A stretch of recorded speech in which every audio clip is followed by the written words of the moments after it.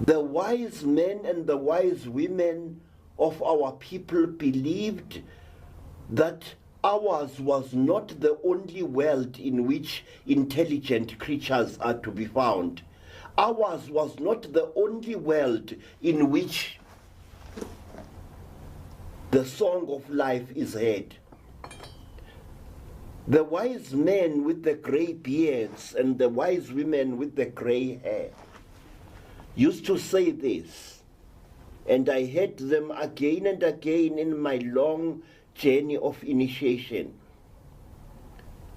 It is an insult to believe that God, the great planter of life, only planted life upon this, our shabby little world. No, there are other worlds besides ours.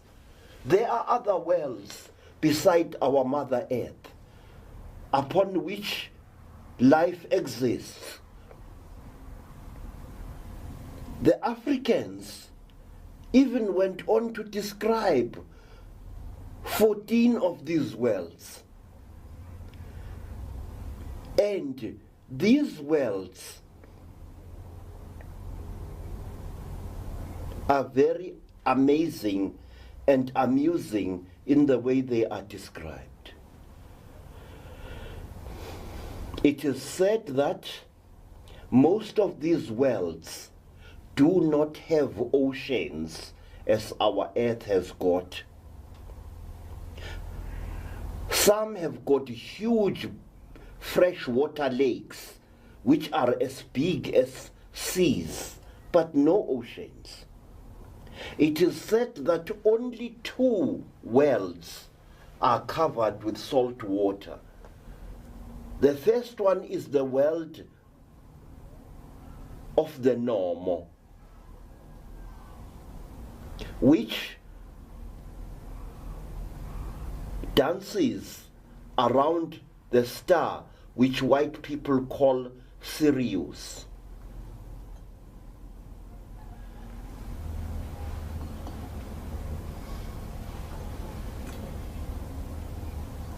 The first encounter between Africans and extraterrestrial beings occurred more than 7,000 years ago in a now forgotten part of Africa. Out of the skies, we are told, there descended a fearsome object, a huge spherical object with many things protruding out of it. This spherical object descended to earth with a sound like 1,000 thunderstorms. And it settled in a valley, we are told. And immediately that valley was mysteriously filled with water. Water cascaded from the slopes of the surrounding mountains. Waters burst forth from rocks where no water had been before.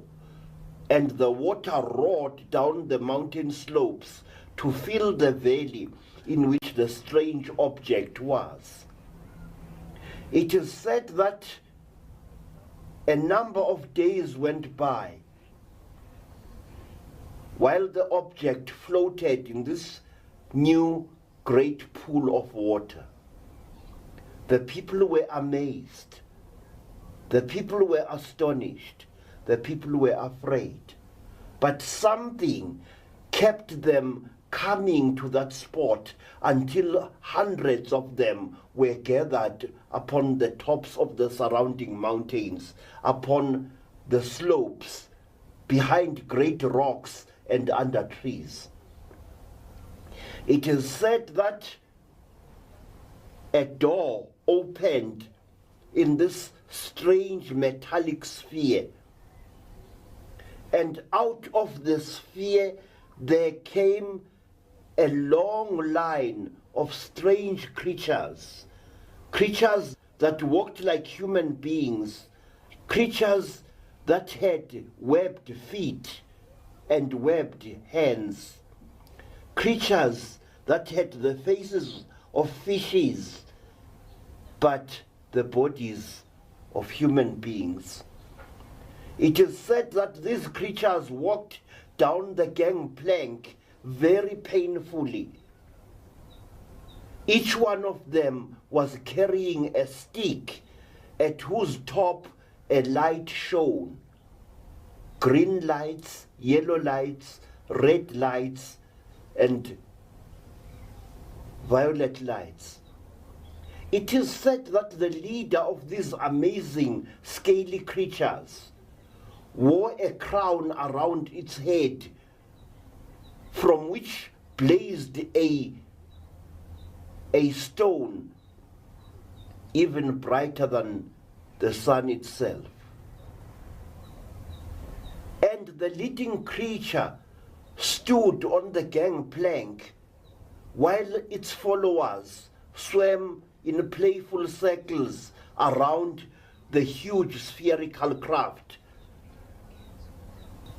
The leading creature lifted up its stick and its right hand, and it addressed the people as follows. People of this world, we are the Numu people. We come from the land of the star of Kiridahu. We come from the star you know as the star of the red dog.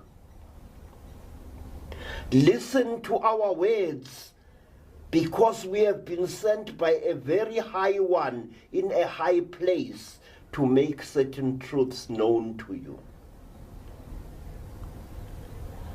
The people listened spellbound as the strange creature spoke. It spoke for days, we are told, telling our people about the mysteries of the cosmos. It spoke for days, we are told, telling our people about the mysteries of creation. The creature told our people that the race of humanity was once great amongst the stars, that human beings were once the leading race in the great cluster of stars, the galaxy. The creature said that because human beings were so vicious, so aggressive towards other intelligent creatures and towards living things in general, a great war broke out amongst the stars as several worlds joined forces against the human race, fought it and drove it away from the center of the great star flower.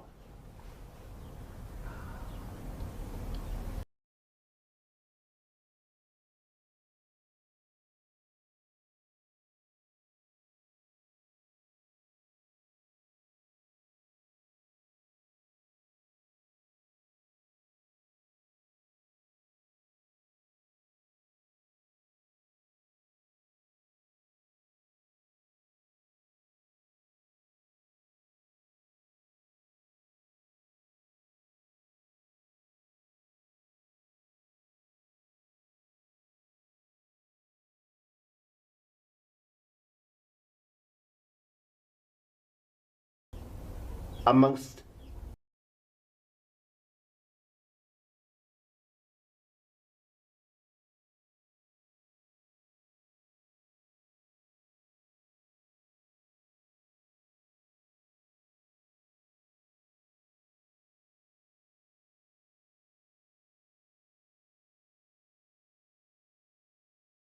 we could get rid of selfishness.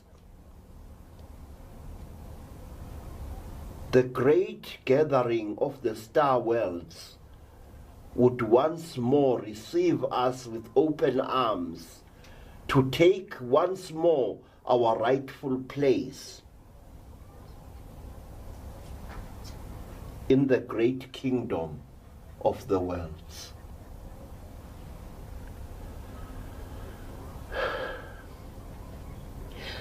The Ngumu taught us that we must at all times respect the earth upon which we live.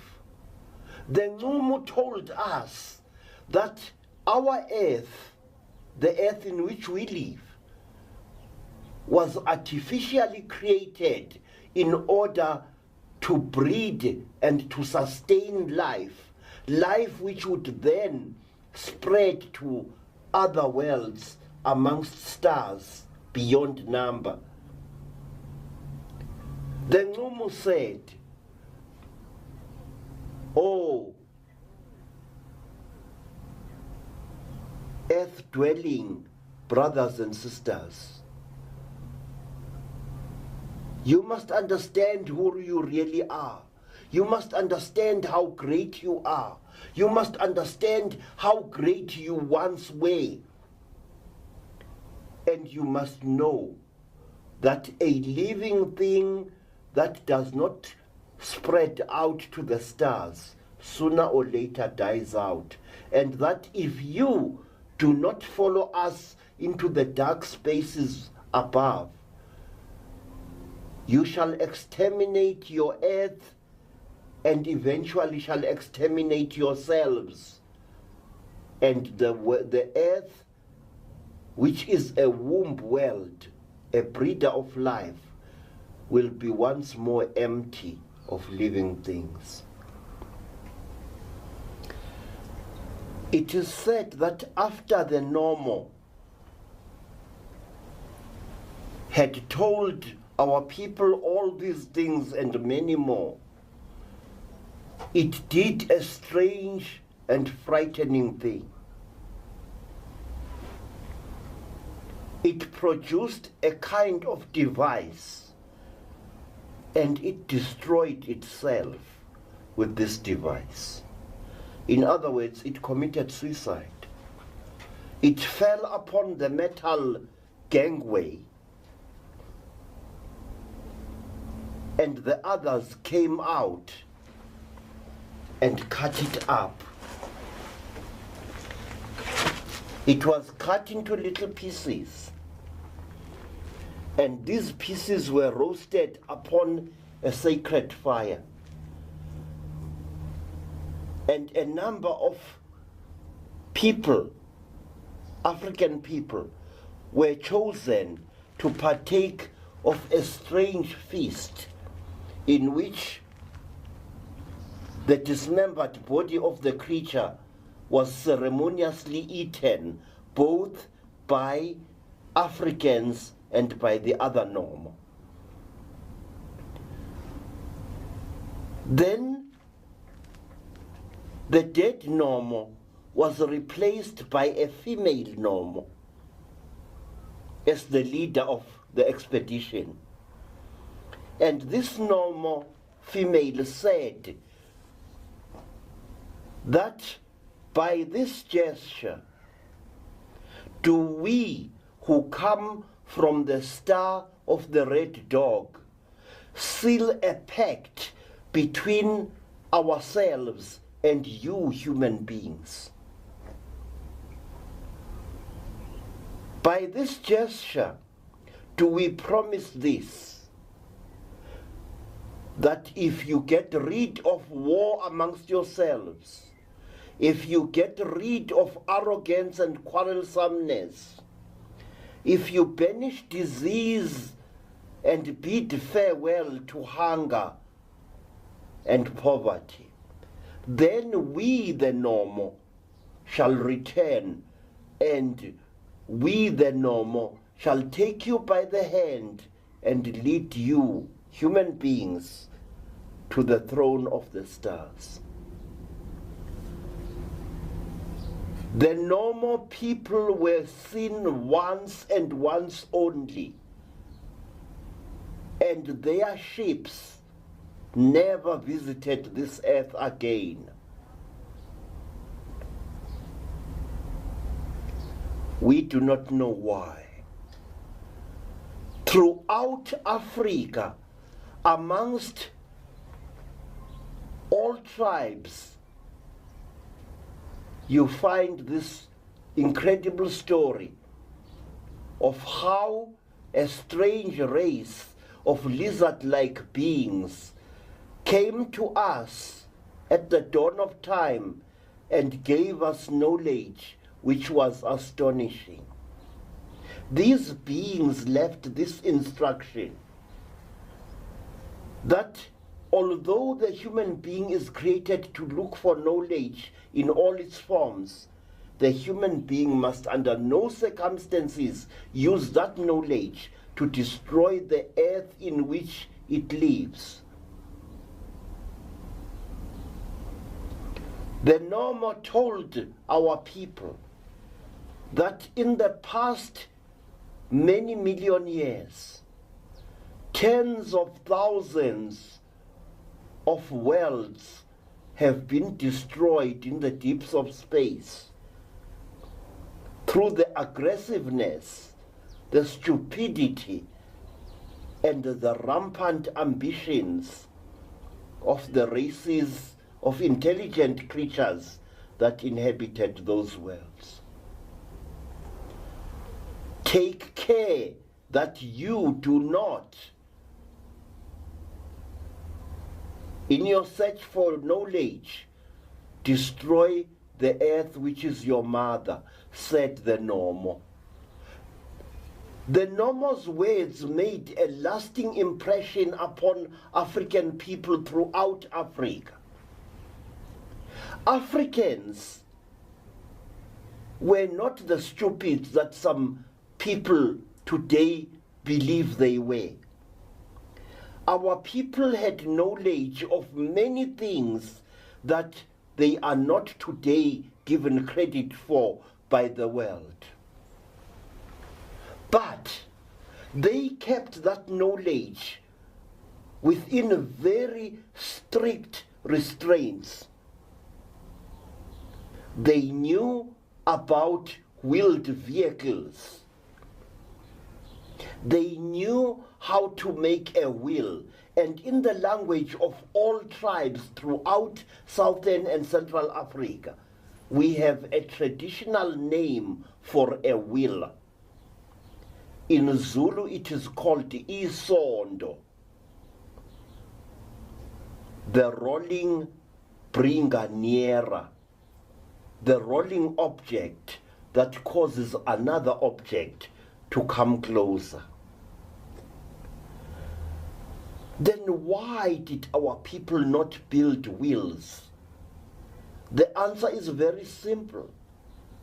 They feared that the building of wheeled vehicles might bring about the destruction of the earth.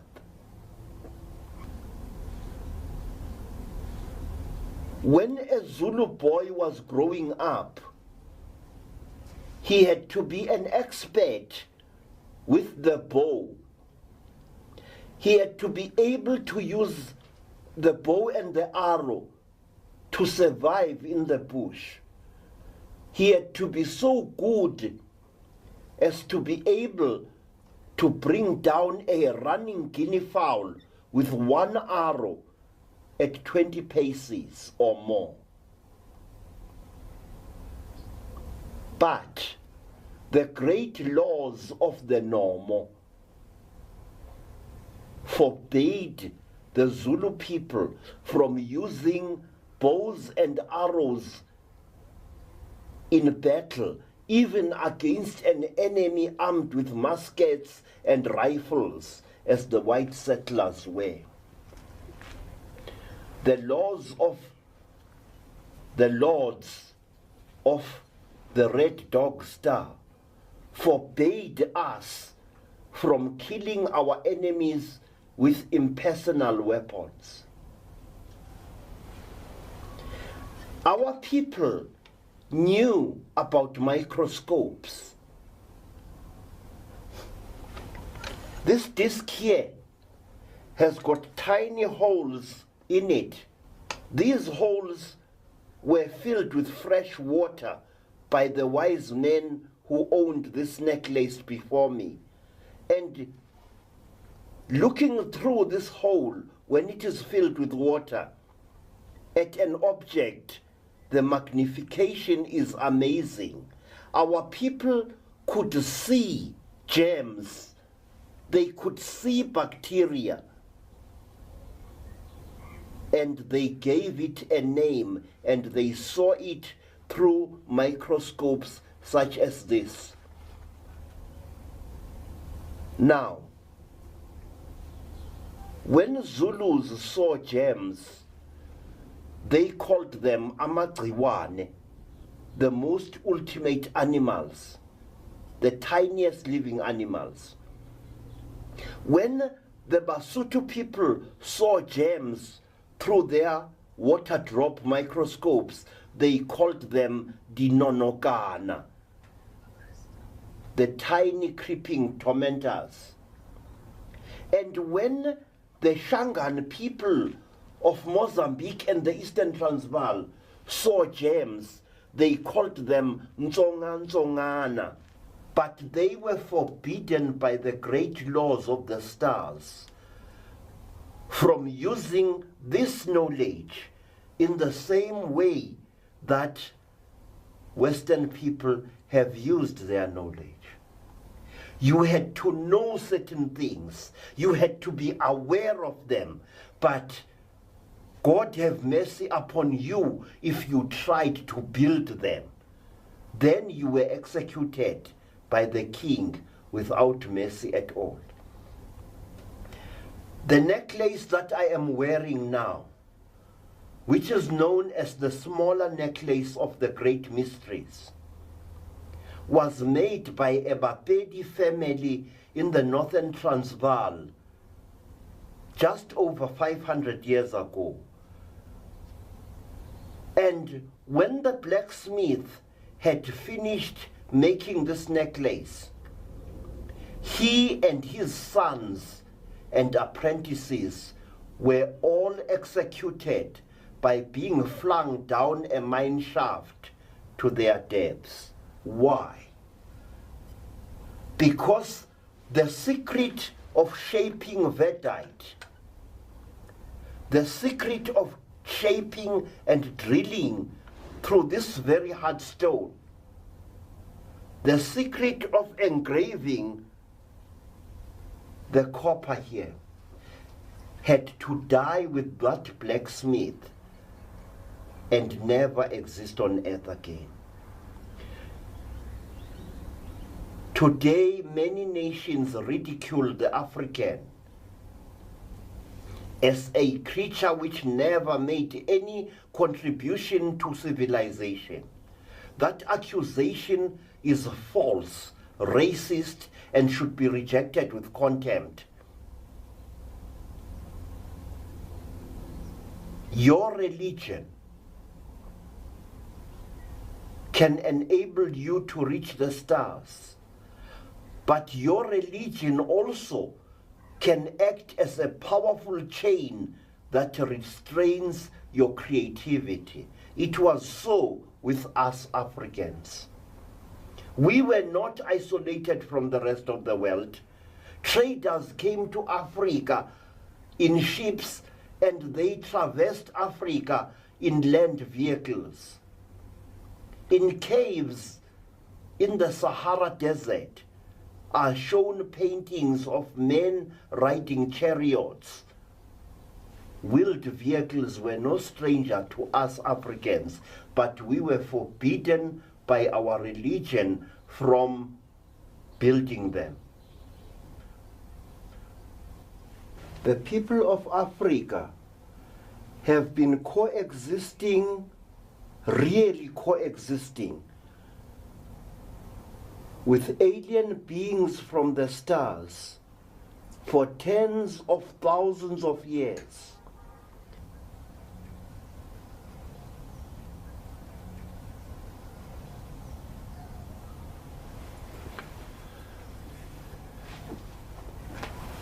In South Africa, there is a tribe of people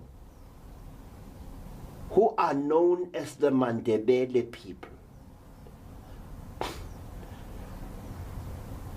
My student Nobela here belongs to this great tribe, who are an offshoot of the Zulu people. The Mandebele people pay great honor to this creature, a creature which they say controls the weather of our world. This creature comes from the stars, which the white people call the Orion constellation, and a constellation which we Africans call Ubejana, the rhinoceros.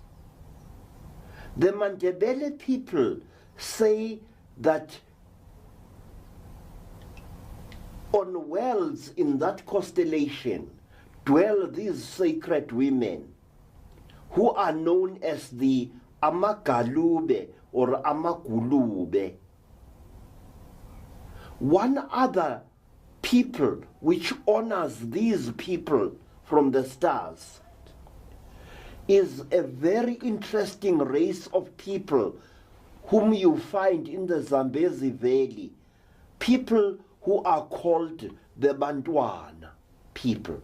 These people are unique in all Africa in this, that whereas each one of them has got 5 fingers in either hand, they have only got 2 toes on either foot. Anthropologists call them ostrich people. We call them the children of the rhinoceros stars. These people are one of the tribes in Africa which claim direct descent from star beings who came to earth, we know not when, and who mated with African women. Star beings which, we are told, only had 2 fingers in either hand and 2 toes in either foot. We are told that the Bantwana people, with their 2 toes on either foot, are so because they are directly descended from these long forgotten star beings. The word Kariba is the local corruption of the word Galube or Gulube. And the people of Kariba, the Tonga and the Tonga Ilas, also honor these creatures, the Galube. They believe, like the Mandebele, that these creatures control the earth's weather. That if the rain falls, it is because they, by some magic means, have turned it on. If there is a drought, it is also believed that the Galube are responsible. So closely did Africans coexist in many parts of Africa with these creatures that at one time it became a fashion for kings and queens in these countries to try and make themselves look as close to the Galube in appearance as possible. The kings of these peoples used to wear headdresses which were round to give their heads an appearance of being larger than they really were. And they used to paint their eyes with black paint to make their eyes long and slanted and large. And in the land of these peoples, a chin like that, like this creature has got, was regarded as an object of beauty. As far up the African map as Nigeria, at one time you found bronze heads from Nigeria portraying living kings, but whose features had been deliberately distorted to make them look as close to the Galube creature as possible. May I point out another very interesting thing, that in the land of Egypt, at the time of Pharaoh Akhenaten, Egyptians also portrayed themselves to resemble the Galube people. They portrayed themselves as having long, thin faces, chins exactly like that, and large, shaven heads. In fact, Akhenaten's wife, Nefertiti, wears a headdress which is intended to make her head larger than normal. And in ancient Greece, or rather classical Greece, there emerged a great ruler called Pericles, who also wore a helmet on his head, which made his head look abnormally large. And it became a fashion at that time amongst the Greeks to believe that the larger a person's head was, the more intelligent that person was.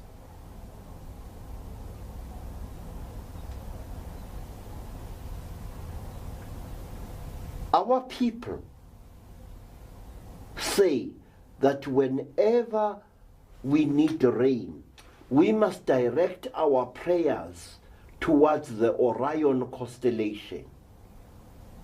We must at all times keep praying for rain and for a good harvest.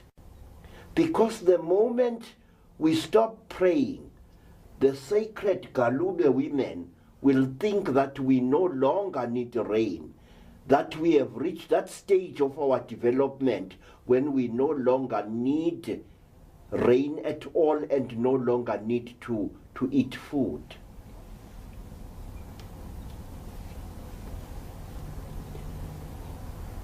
Let me end this talk on this subject of the Galube, that at one time I and a number of men and women in the land now called Zambia saw one of these sacred creatures. We had been called that there was a strange creature walking around in a certain place near the Kafui River. The creature looked as if it was lost, or rather, it looked as if it was looking for something. And because whenever such an apparition makes itself visible, people immediately call a medicine man or woman, or a number of them. We were called there. The creature was tall, just over 7 feet high. The creature was definitely feminine. It had a long neck and a very large hairless head. The creature had very long, slender arms, but it wore a long robe which hid its legs.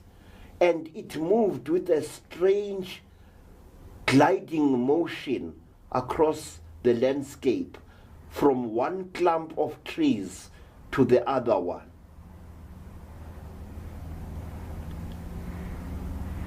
The creature had a bluish gray skin. It moved through the long grass and then disappeared. After that, we all underwent a ceremony of purification because we had seen one of the holiest beings in Africa. The most hated, most despised, and most feared star creature in all Africa.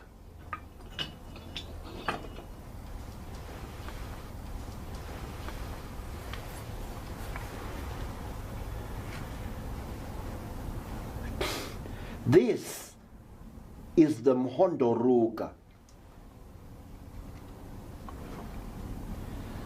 This is the creature which our people believe is the very personification of cold-blooded destructiveness and evil. This creature is completely alien. It has no limbs worth noting. It has no legs. It has no features that we can recognize except a pair of fearsome eyes on either side of a strange snout. The creature's head is always covered in a metallic helmet, and the creature moves along the ground like some kind of slug. Its forepart lifted above ground, about 9 feet above ground, and its hind part dragging like a snake behind it. This creature on soft sand leaves a heavy impression, which once you have seen it, you will never forget it.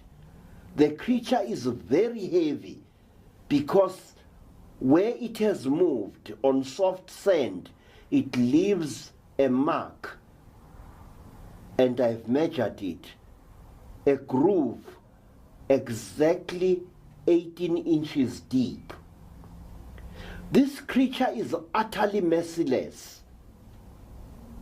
When village dogs see this creature, they go wild and they try to attack it, and it kills them. How it kills them, we do not know. But a dog which has been killed by a Mhondoruga does not rot. It becomes hard, as if mummified. In fact, it is almost as hard as fiberglass. The dog becomes a hard shell which makes a hollow sound when you strike it with a stick or with your knuckles. In the course of my career as a Sangoma, I have seen 4 dogs which the Mhondoruga has killed. The name Mhondoruga means the weaver of war. And whenever this creature is seen anywhere in Southern Africa, our people believe that it is an omen of great war to come. In 1958, I was in the land called Rhodesia, when a great friend of mine, a tribal chief called Rikai Tangwena, called me saying that we should go to the site where a Mhondoruga had been seen only a week before. We traveled there, Chief Rikai, myself, 2 of my friends, and several other people. And we arrived at the place. And an amazing sight greeted my eyes. A dog was shown to us, a dog from one of the nearby villages. The dog was lying on its side under a tree.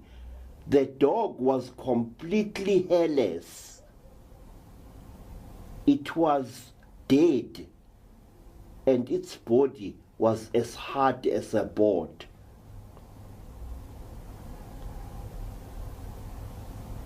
As we moved through the area where the Mhondoruka had been seen, I noticed that all the trees around there, as well as the grass, were burnt. Leafless skeletons, their branches lifted towards the skies in mute appeal, and that every tree around there had not been burnt black, but had been burnt white. If you broke one of those trees, you found that the tree had been burnt white to a distance from the outside, and right at the core of the burnt tree was black. Everywhere there was ruin and desolation, and everywhere you could smell a horrible stench, a stench that I cannot describe, a stench that was not of this world, a stench which, once you smell it, you will never forget. A horrible stench that made your eyes run and your nostrils to be blocked. That was the kind of stench we encountered there. And we scouted around the place, and we saw the great trail that the Mhondoruka had left. And we saw depressions in the sand, as if some kind of flying object had landed there, leaving 4 deep, round depressions about the size of a football in the soft earth. And the people with me, the people of the Mashona as well as Makaranga nations, told me that this meant that a great war was going to break out in Rhodesia, and they were right. Our people were in contact with these extraterrestrial intelligences, and what is more, that these intelligences, which are not, I repeat, not the figments of somebody's imagination, have made a dramatic impact on African culture for hundreds, if not thousands of years. I have spoken about the sacred creature known as the Nomo. I have spoken about another sacred creature known as the Galube. Now, let me speak about a few more of these remarkable entities from the stars. And I shall choose from this group of little sculptures that I made. I have chosen this fellow here. Now, this creature is the most comical, most amusing and amazing space creature known to us Africans. It is well over 12 feet tall. It is very thin. It has got a pointed head and very ridiculous looking features. This creature has been seen all over Africa by thousands of our people, and it has been seen by thousands of our people over many, many, many, many decades and centuries. The Zulu people used to mistake this creature at first for a ghost, and so they called it Mungwi, which means the dead person. One day, King Shaka, that very aggressive emperor of ours, saw a trio of Mungwi shadowing him and his army while he was moving south towards the land of the Pondos, just beyond the Umzimvubu River. King Shaka immediately ordered a buto, that is a platoon of warriors, to give the Mungwis their marching orders. In true Zulu style, the Zulu warriors charged at the tall entities with assegais flashing. The entities paused, grew even taller, and then turned tail and ran. Now, there is nothing that a Zulu loves more than an enemy who runs away. And the Zulus were very excited. With loud shouts of Bayete, they went after the Mungwis. Earthmen armed with spears chasing entities from God knows what faraway star. And when the Mungwi saw that the Zulus were gaining upon them, they stopped with their backs towards the Zulus, and through tubes that protrude between their buttocks, they released a horrible stench, a terrible smell that caused the Zulus to faint. Afterwards, these poor Zulu warriors suffered from cracks all over their bodies, on their lips, between their buttocks, on their private parts, and between the toes of their feet, as well as the fingers of their hands. It took a young healer to save these Zulu warriors. And he was the man who fathered my mother.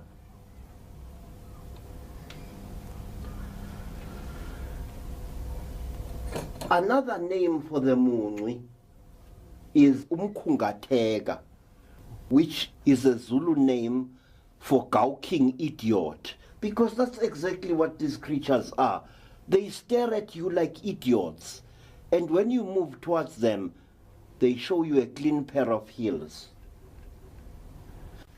This creature is known as Ngadlangadla, a name which is imitative of the huge clattering sound which this creature makes when it moves through the bush. This creature is anything from 12 feet high to slightly over that. And it is a metallic creature whose head is covered in a huge bulbous helmet with a transparent face plate of what looks like glass, behind which bright red eyes stare at you. This creature is amazing in one respect. Not only is it huge and indescribably heavy, but its arms grow from the center of its chest. This creature has got one other characteristic. It can pass through the mud and the grass fences of African villages like a ghost. It is real. It leaves heavy footprints in the ground. It makes an audible sound. It, strangely enough, smells of oil or some such chemical. Many Zulus and people of other tribes who have seen the Ngadlangal say that it has a smell like a diesel truck. Although no smoke of any kind has been seen to come from it.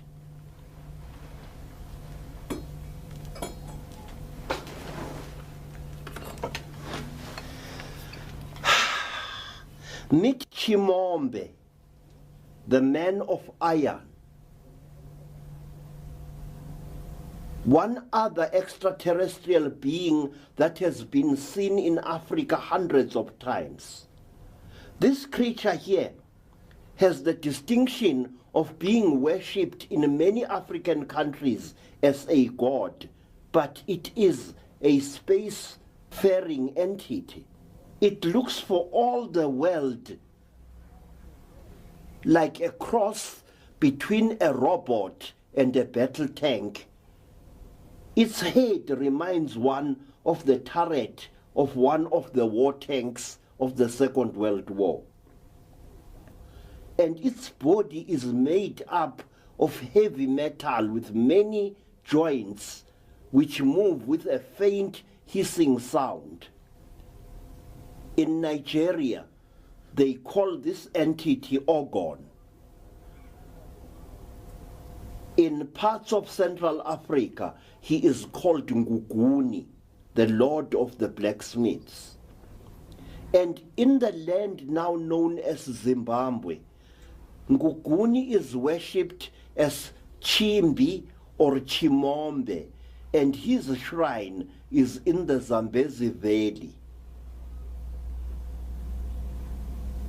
There, in the shrine of Chimombe, you will find black men and women who wear clothes made out of black cloth.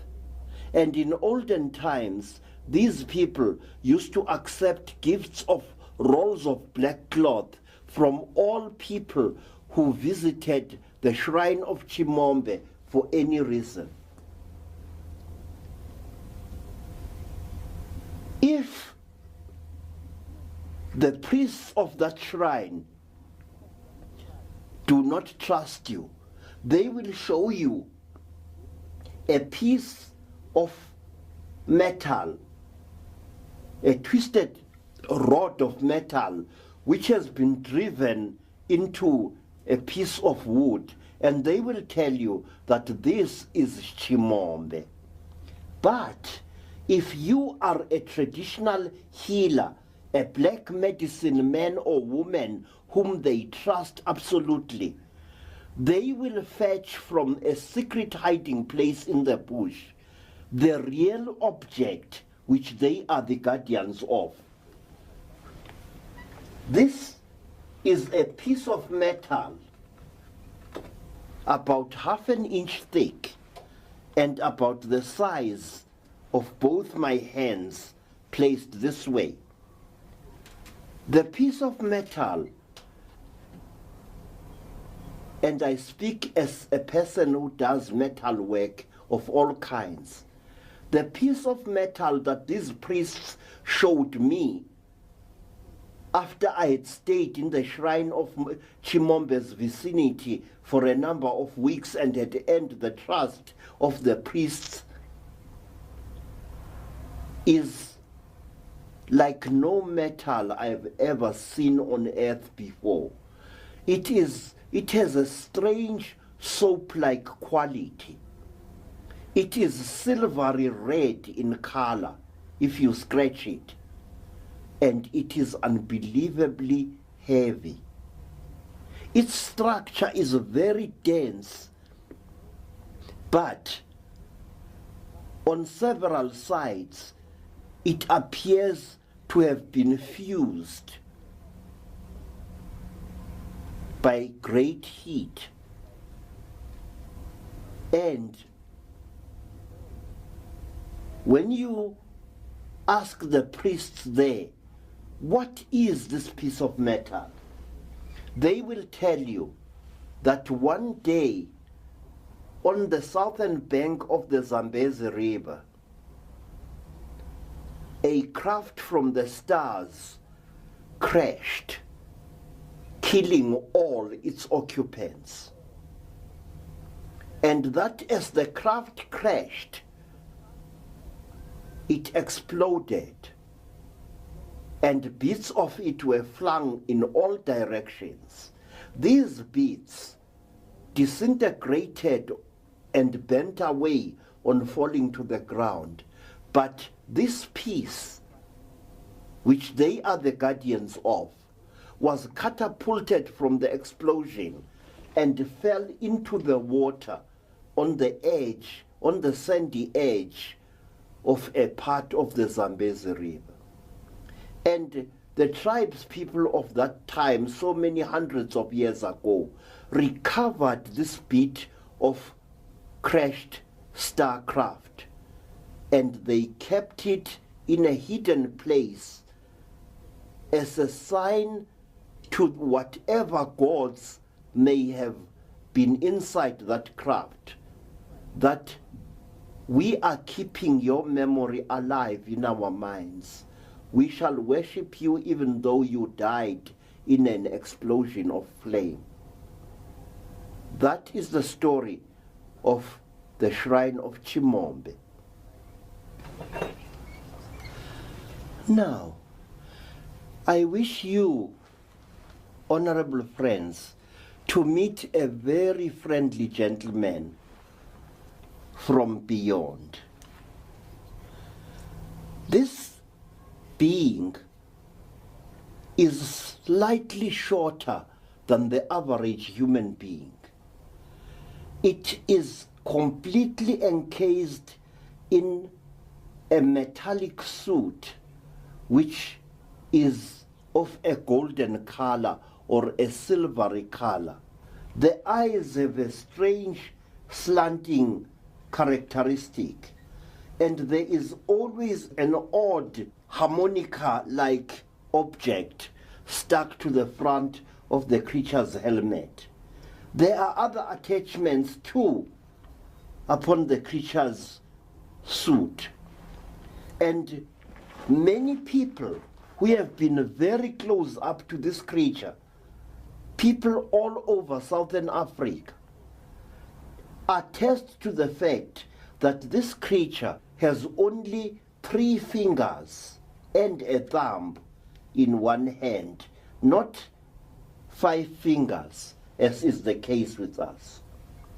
This creature is a thick-set, very clumsy looking, and whenever it encounters a human being, like most of these star creatures, it puts some kind of hypnotic spell upon that human being, and then very gently it touches the chest of the human being with its hand, which it extends exactly as I have done it here. This is the way we are told this creature communicates with human beings. You will often find this strange gentleman messing about with 2 or 3 assistants like him in goat pens, cattle pens, and fowl runs. At one time, a Zulu householder caught a number of these creatures,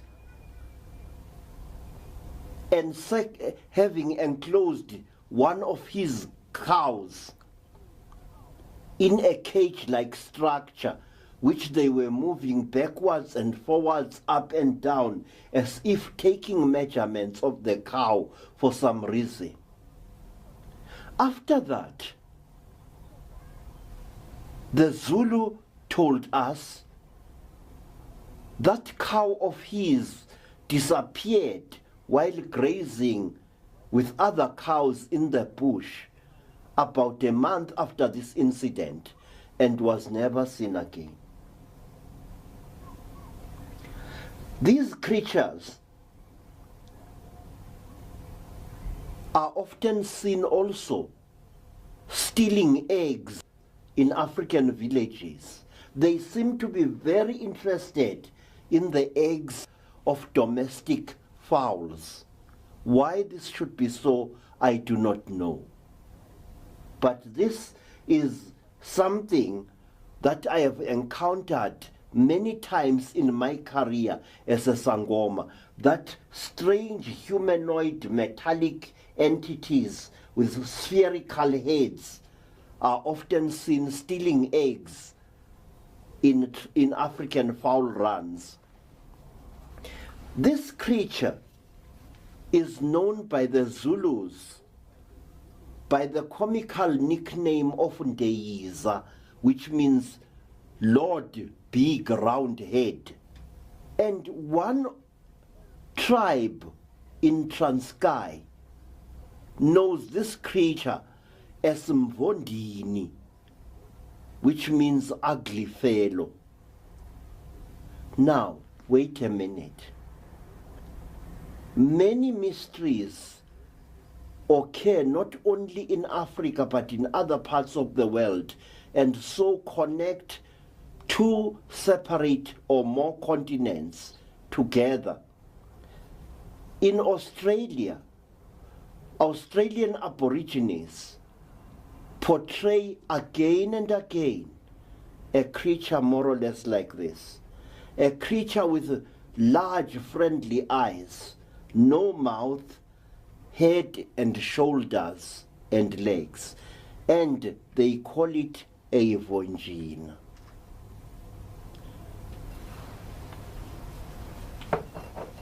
And they say, just as we do, that the Mvonjina is a messenger of the gods who comes from the stars.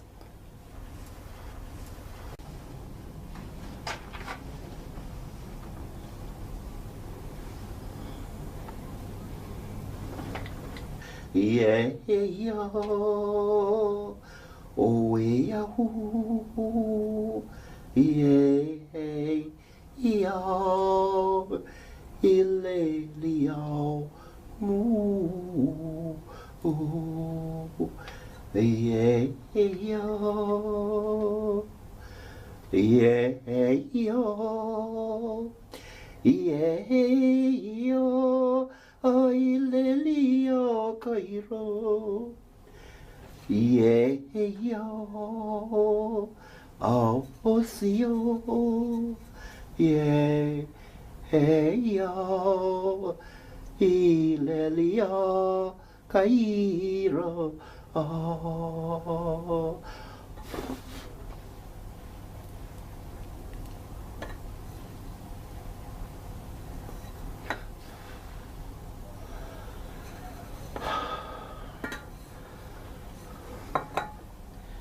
Yeah, yo, oh, we, ooh, yeah, yo, oh, ililio, moo, asio, amarabiku, yeah, yo, ililio, Mara,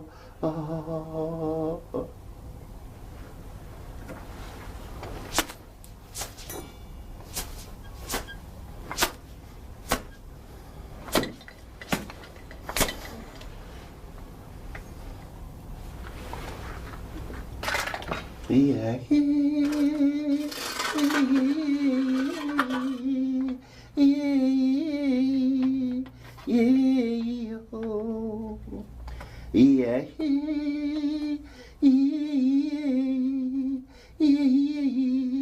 Amarayo, yo, yo,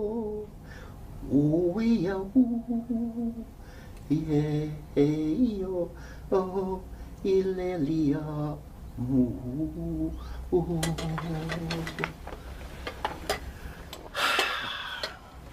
The Zulus say that he who wants to talk about the angry gods must seek the protection of even higher gods. That he who wants to backbite a crocodile must first make friends with an elephant. The thing that I'm holding in my hands here is known as the blade of Shilumi. The hilt is a later addition, but the blade is literally thousands of years old. This thing that I'm holding in my hands has been used in many strange rituals by our people when faced with extraterrestrial intelligences. If a creature from the stars is found dying in the African bush,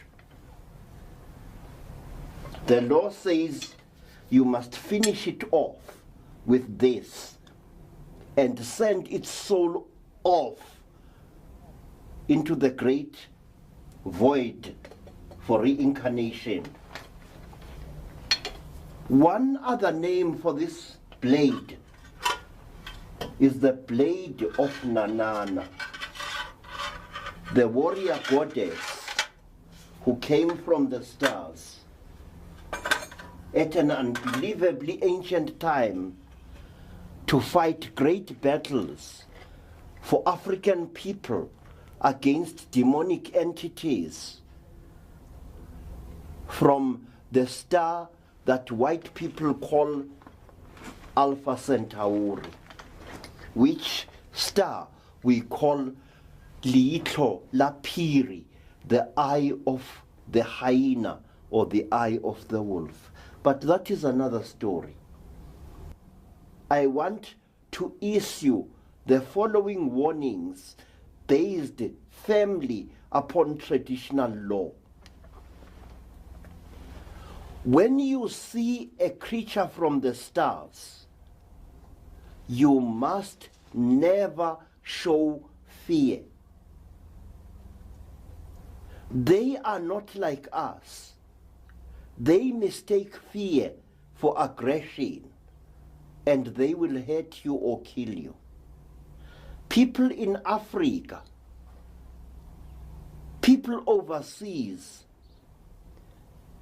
have received burns from these alien beings. Burns inflicted by beings which felt threatened by the actions of the human being concerned. Now let me tell you another story, and I will cut it as short as possible.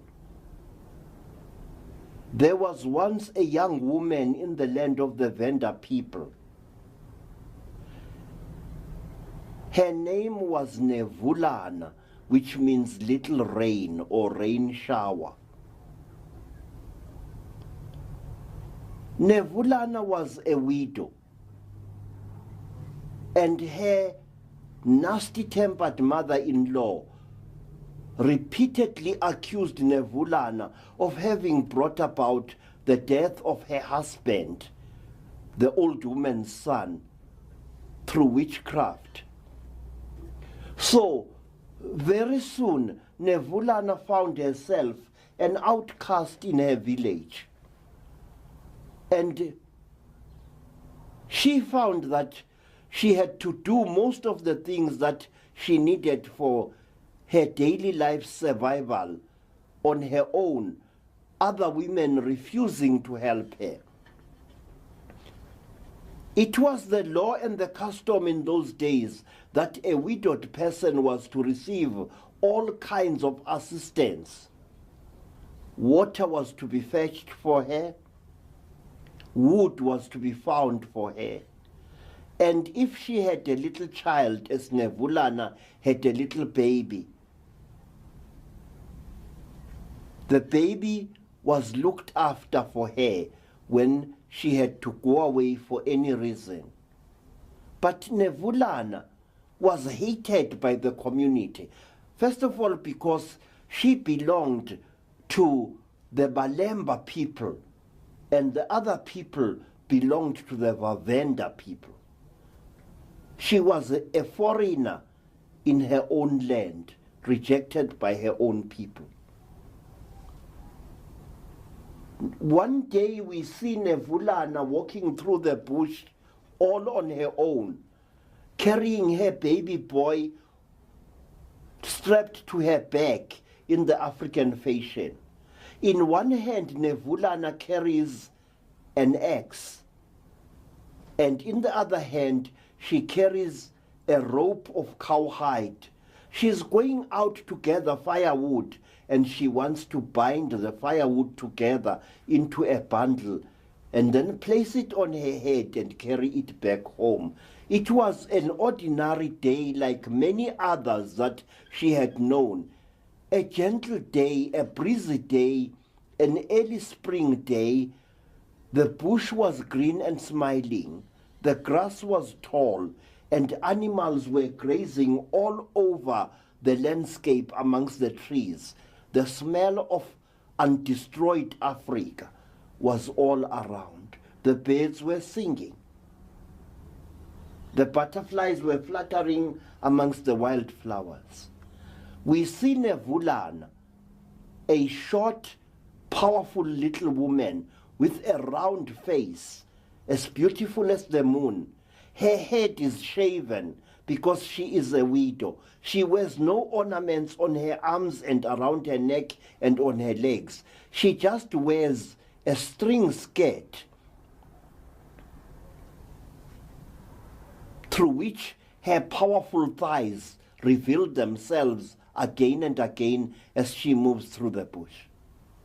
Her eyes are large, alert, the eyes of a laughter-loving woman, and there is something enticing about the shape of her rather full lips. Balobedu women are known throughout the land of the vendors for the great beauty of their faces and figures, and Nevulana was no exception.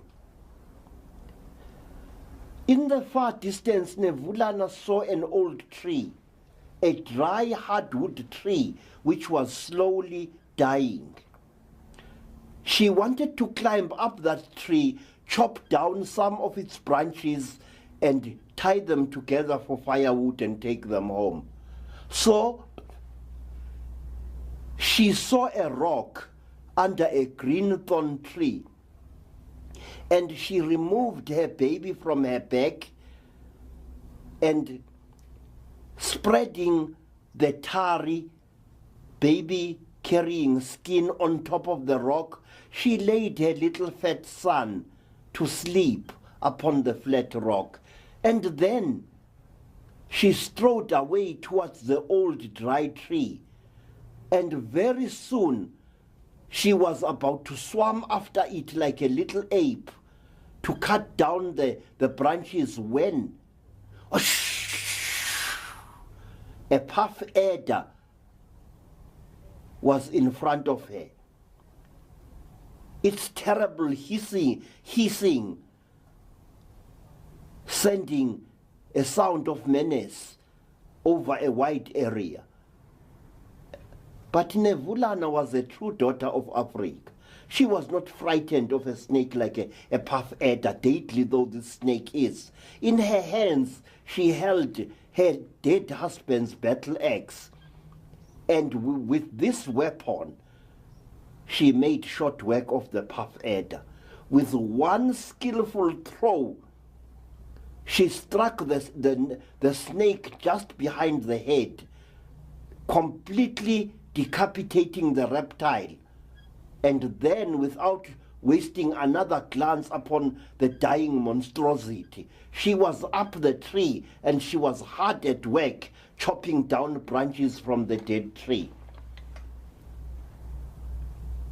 And then, when she found that she had enough wood, she climbed down the tree and started forming it into a bundle, a long bundle, which she soon put upon her head with a coil of plaited grass as a cushion.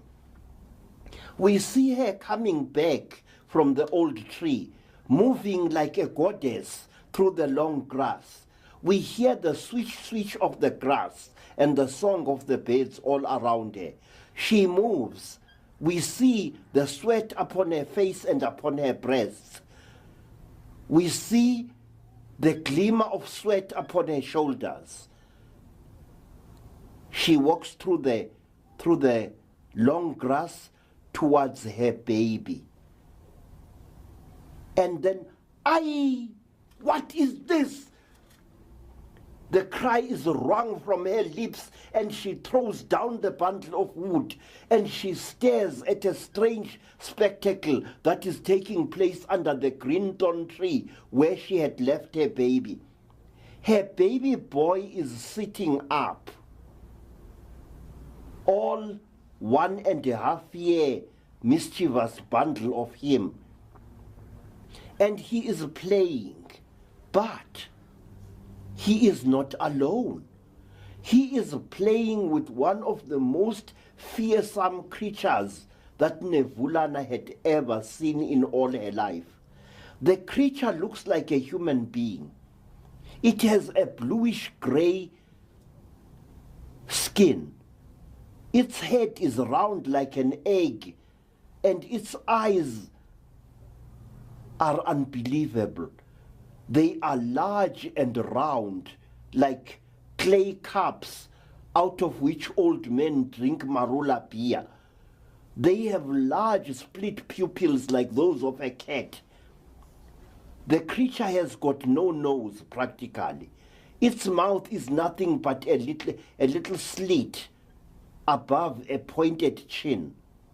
The creature has got a thin neck and long, thin limbs.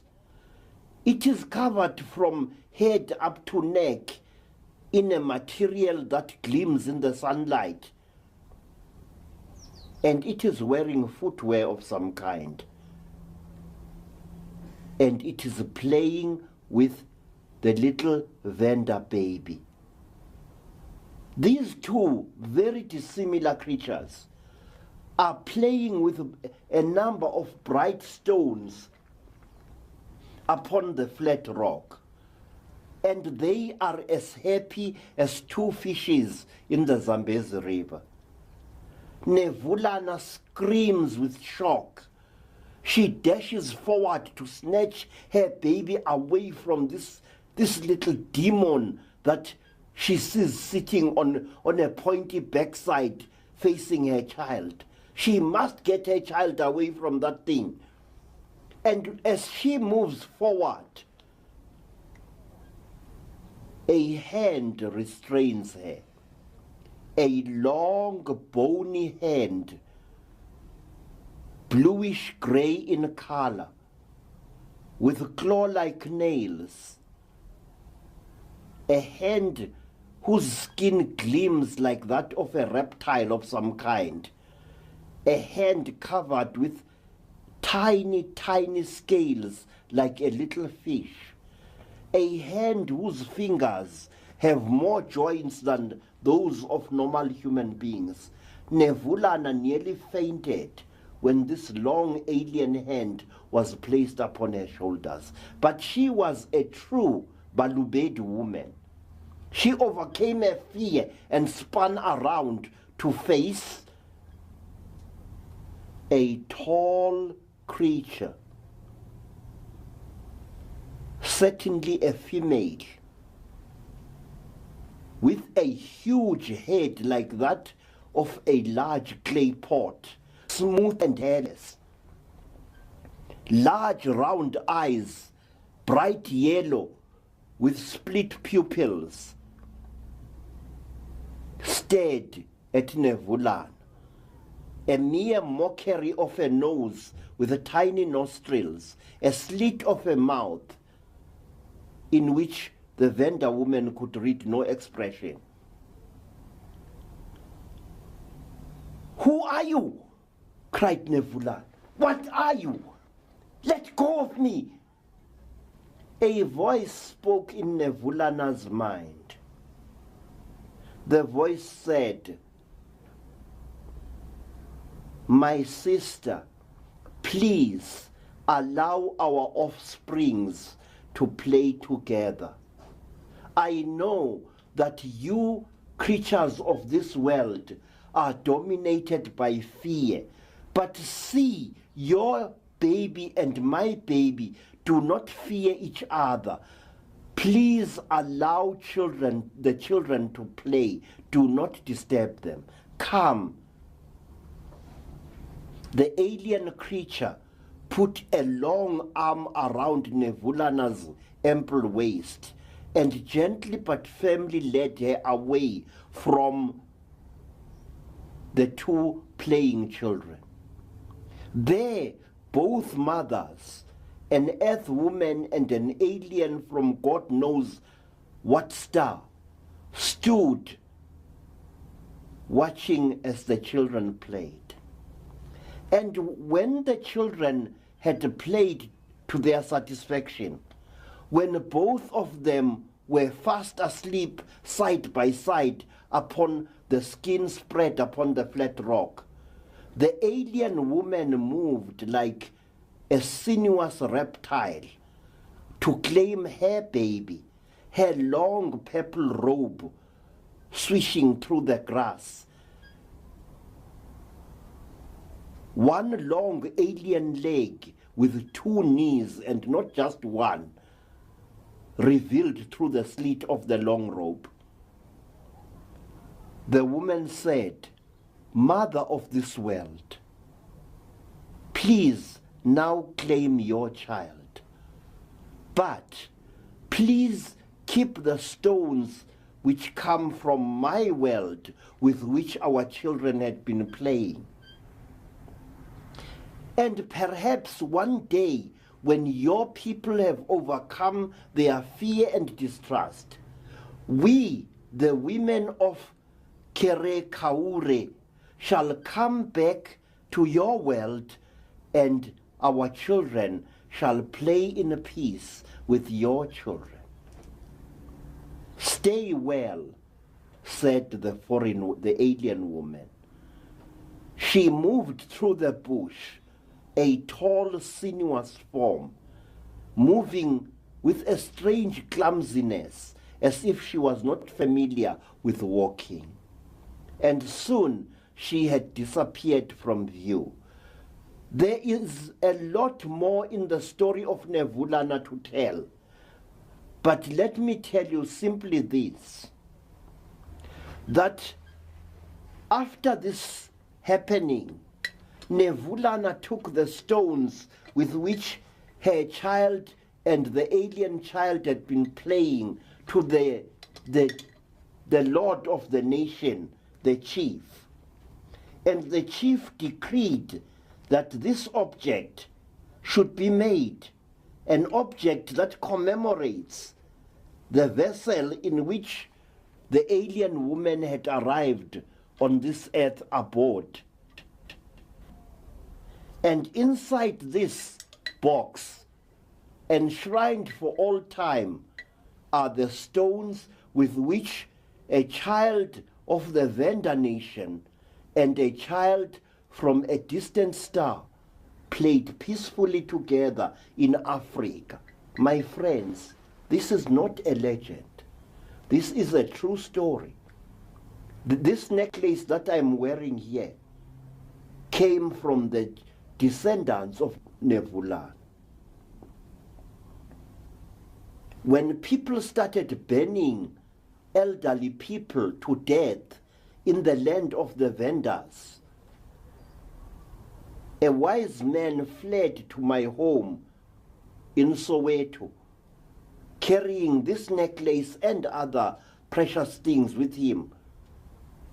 And he gave me custody of this necklace, saying that if I died without leaving a successor, then this necklace, the necklace of 1,000,000 years, the necklace of 1,000 mysteries, must be buried below my corpse, so that no one will dig it out except the gods from the stars to whom it is dedicated. Thank you.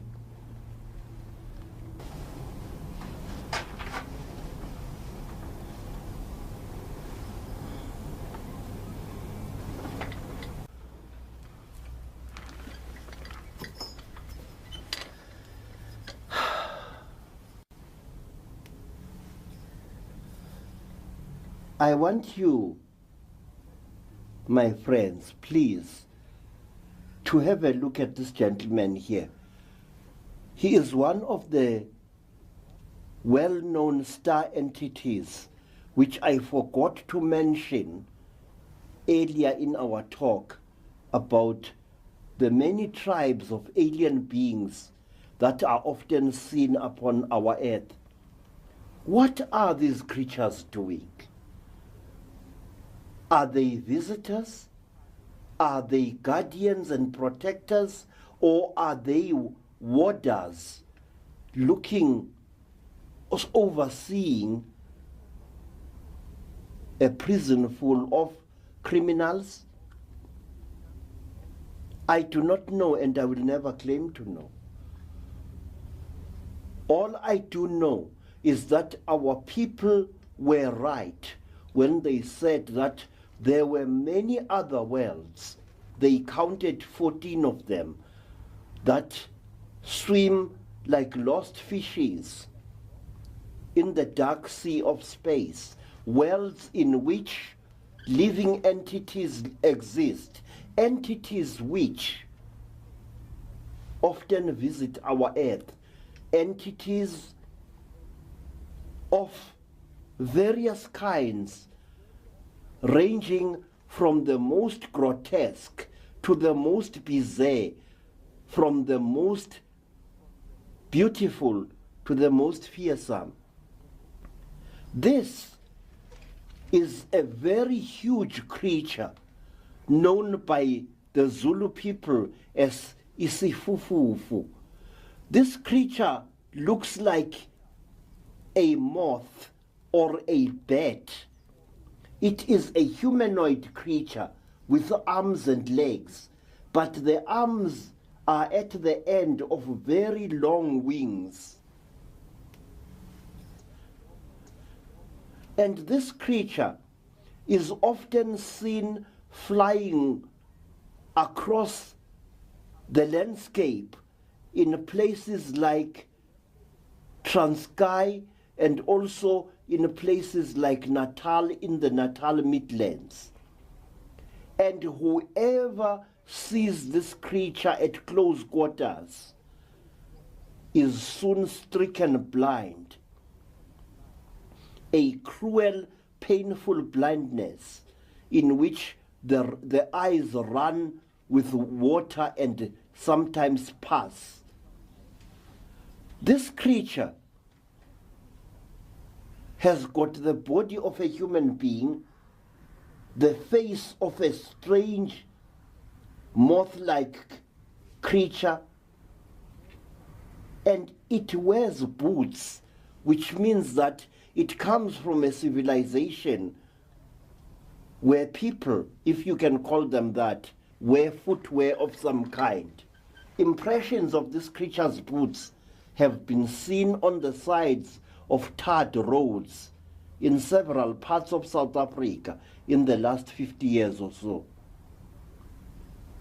The Isifufufu rarely appears in our country, and when it does, it always appears just after sunset, never later, and it is seen flying like a huge and ugly bat over the beach, over the ocean, and across roads, and even above African villages.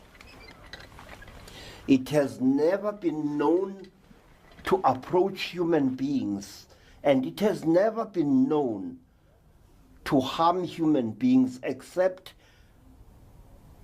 by the fact that whoever sees it at close quarters gets burnt or turned blind. It is a result of this,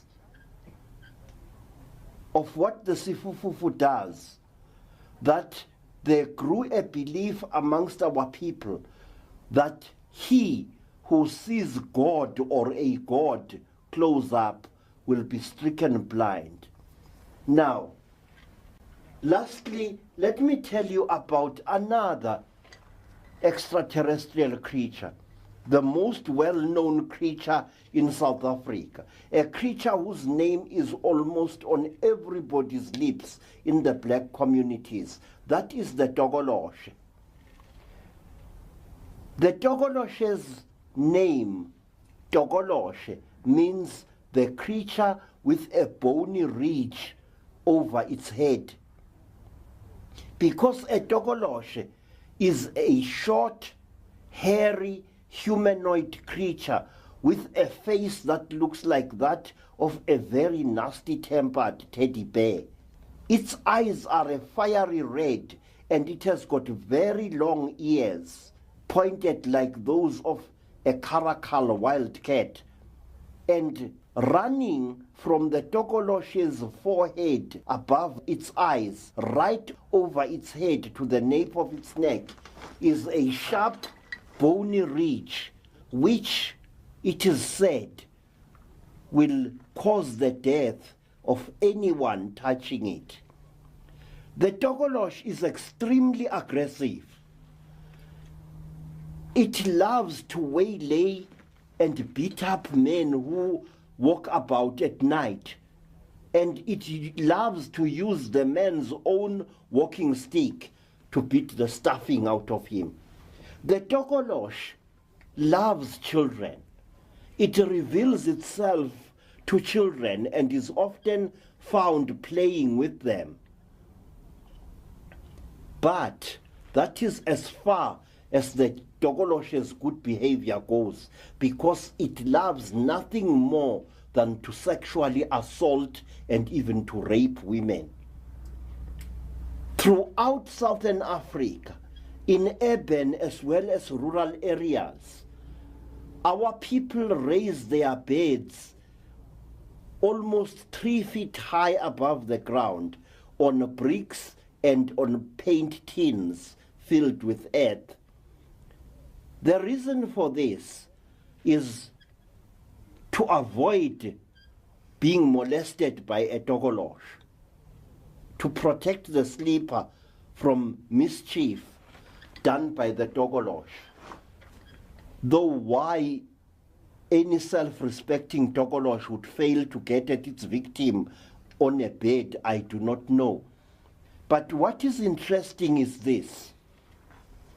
Belief in the Togoloshe extends throughout Southern Africa and also to the Pacific Islands, where in olden days you found Polynesians building their huts on stilts, as high as Africans lift their beds on bricks and on tins.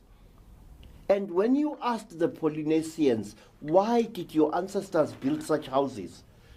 They tell you that they are protecting themselves from a hairy animal which is very aggressive. And when a Polynesian described to me what the creature was that they feared so much, his description was word for word the description of a Togoloshe. Question: why should people separated by thousands of miles across the wide belly of the world believe in the same creature? Answer, because the creature exists, that's why. It's not a figment of someone's imagination. Thank you very much.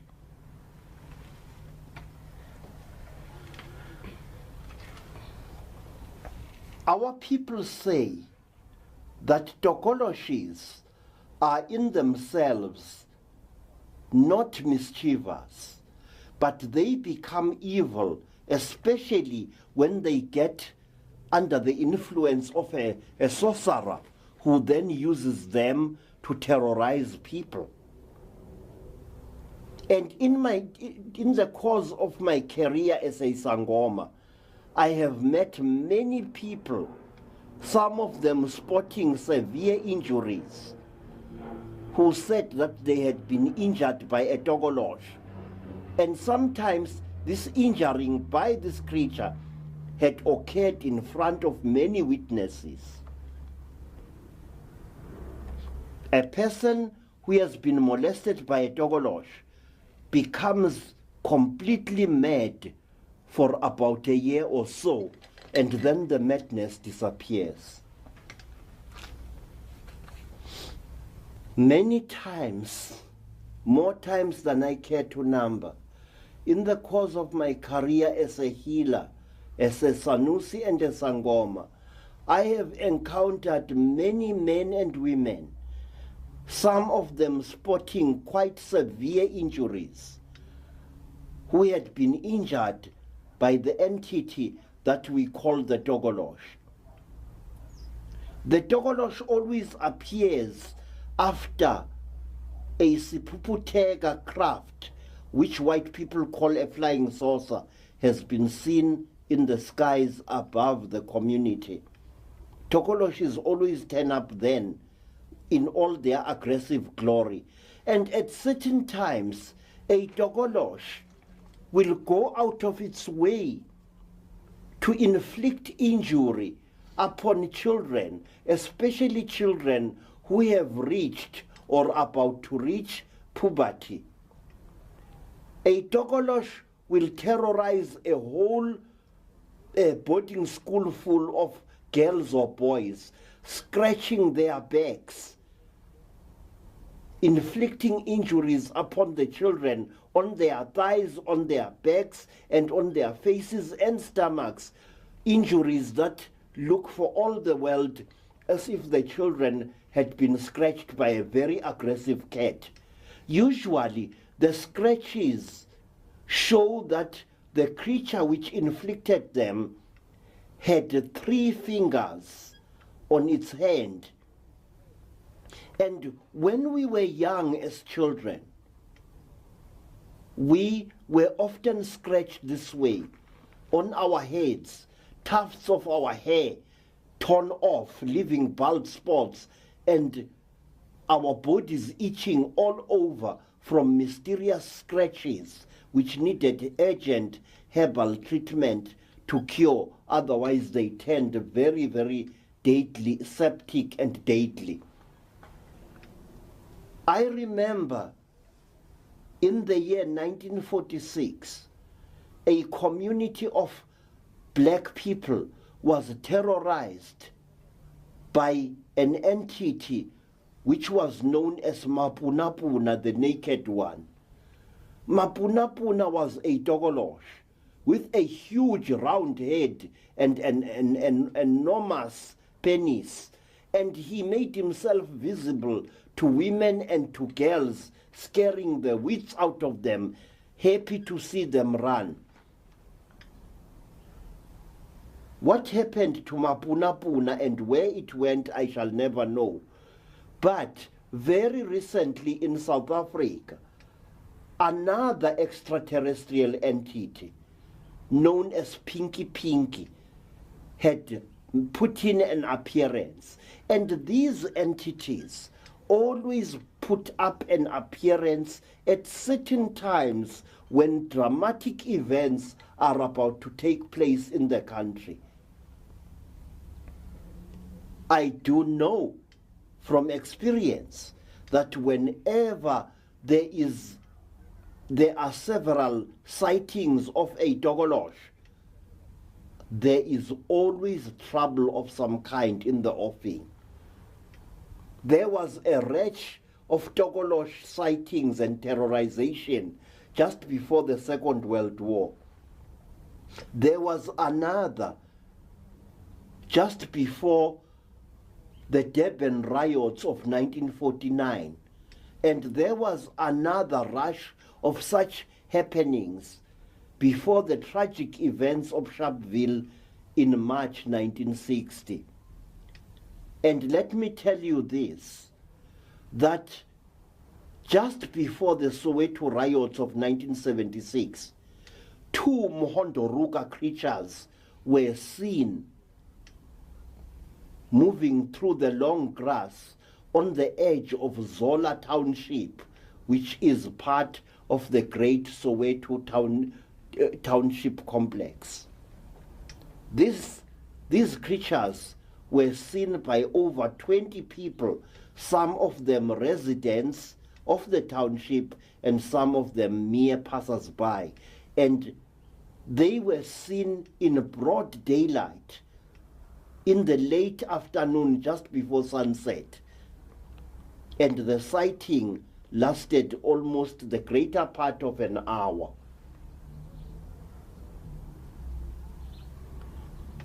Not long thereafter, a group of faith healers went to the spot where the creatures had been seen and tried to exorcise whatever negative energy they had left there.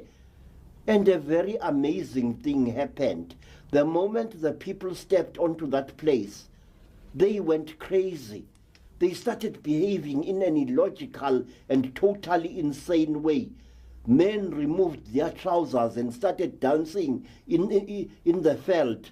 Women screamed and went into hysterical fits, some of them utterly catatonic. It was a really amazing spectacle. But it wasn't just the human beings who were affected. A small dog which had followed a group of children to the place also started behaving strangely. It turned upon its owners and chased the legs off them across the veld before it calmed down. When you are a Sangoma, your life ceases to be your own. When you are a Sangoma, you stop becoming an ordinary human being, but you become rather a lonely pilgrim traveling that strange grey road between the known and the little known, between the visible and the invisible, between the mysterious and the crushingly ordinary. And when I became a Sangoma, I started walking along this road. When you are a Sangoma, you do not look for trouble. No self-respecting Sangoma ever does. But trouble finds you. People come to your doorstep, bringing ordinary complaints with which you can deal. But they also sometimes bring strange mysteries to the doorstep of your life, mysteries that change your life forever. I remember my first case, which was to be one of several hundred to date, of the first person who was brought to me with an incredible story to tell. The person had been a schoolboy called Sipho. Sipho told us that he had been captured by strange creatures whom he called dolls. And these dolls had brought him to a strange place. and had done strange things to him that had made him almost mad with terror and fear. And to support his story, Sipho showed us two strange injuries on his buttocks.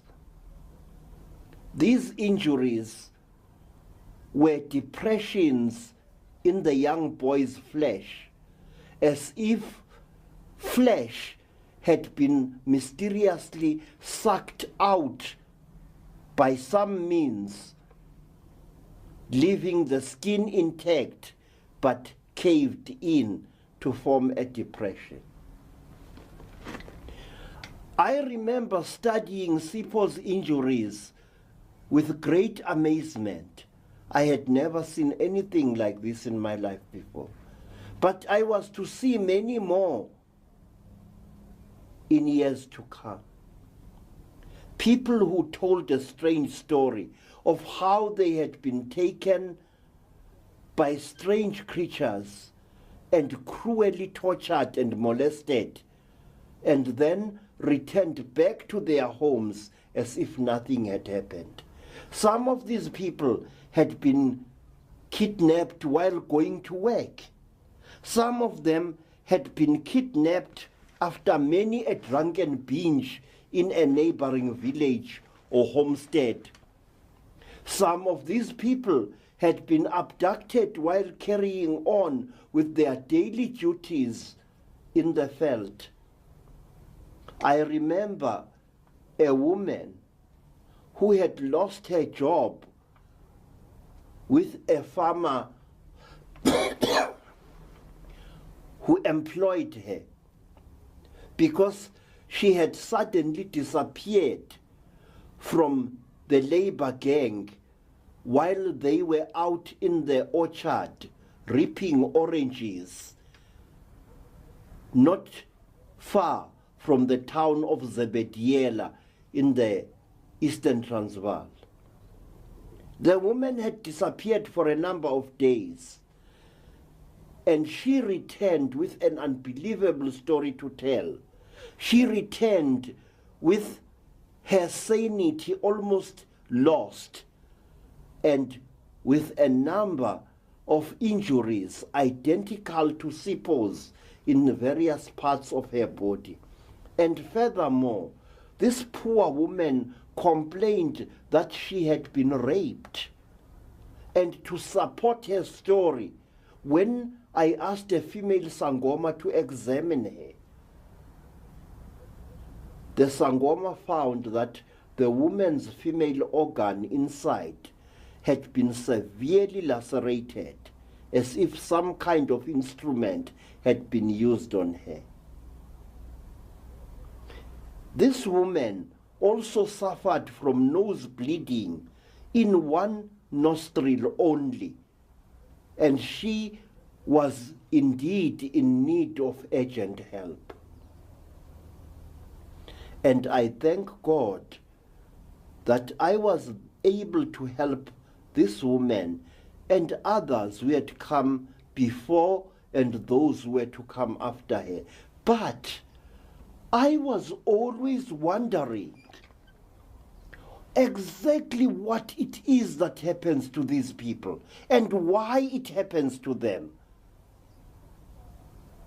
I remember when the number of cases I dealt with reached close to 50, I began wondering, what's going on in this world? But I did not have to wonder long. I went to Rhodesia, as it was then called, in the year of our Lord, 1958. I stayed there until the end of 1959. And early in 1959, I went with a relative of mine, relative because his brother had married my sister. We went to the Inyangani Mountains, a range of mountains to the east of Rhodesia. These mountains are very ordinary mountains, but there is a brooding menace about them at certain times of the day. They are mediocre mountains, not as majestic as some of the great mountains I've seen in Africa in the course of my many travels. One day, I was with a relative of mine, and he told me that we must climb higher up the mountain slope to search for the herb for which our teacher, whose apprentices we were, had told us to find on the slopes of these mountains. I refused to go higher up the mountain because I was already suffering from a chest condition that made me lose my breath every time I tried to negotiate a mountain slope. So I stayed on the ground, and I went into dense bush in search of this herb.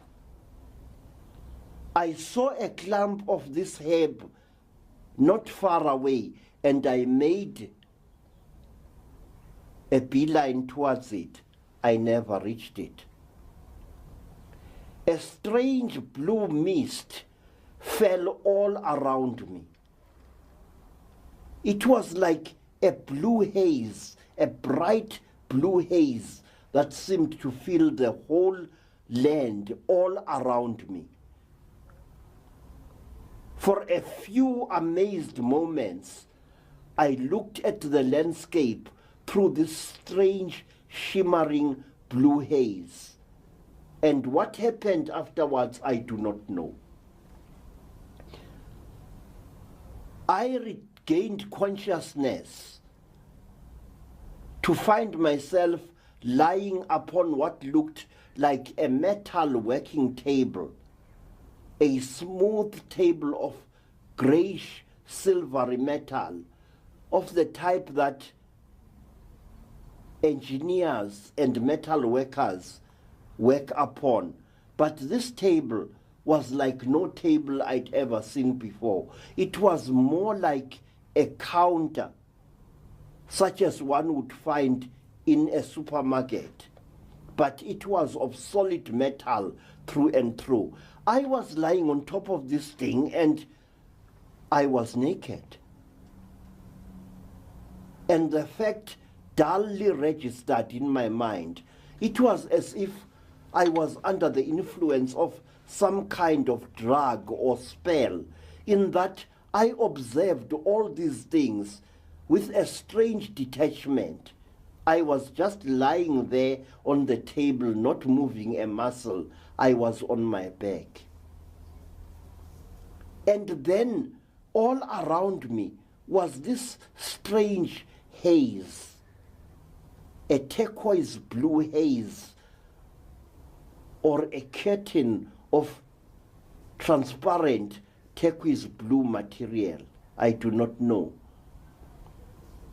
And beyond this haze, I dimly saw that I was inside a room that looked like a railway tunnel, a small half-round room which curved away towards an unseen corner.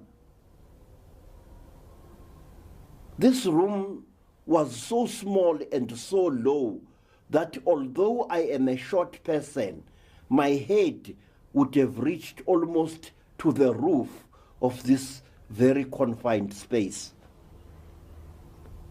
And then, through that strange haze, I noticed many designs made in black upon certain parts of this room, if I may call it that. I even saw a door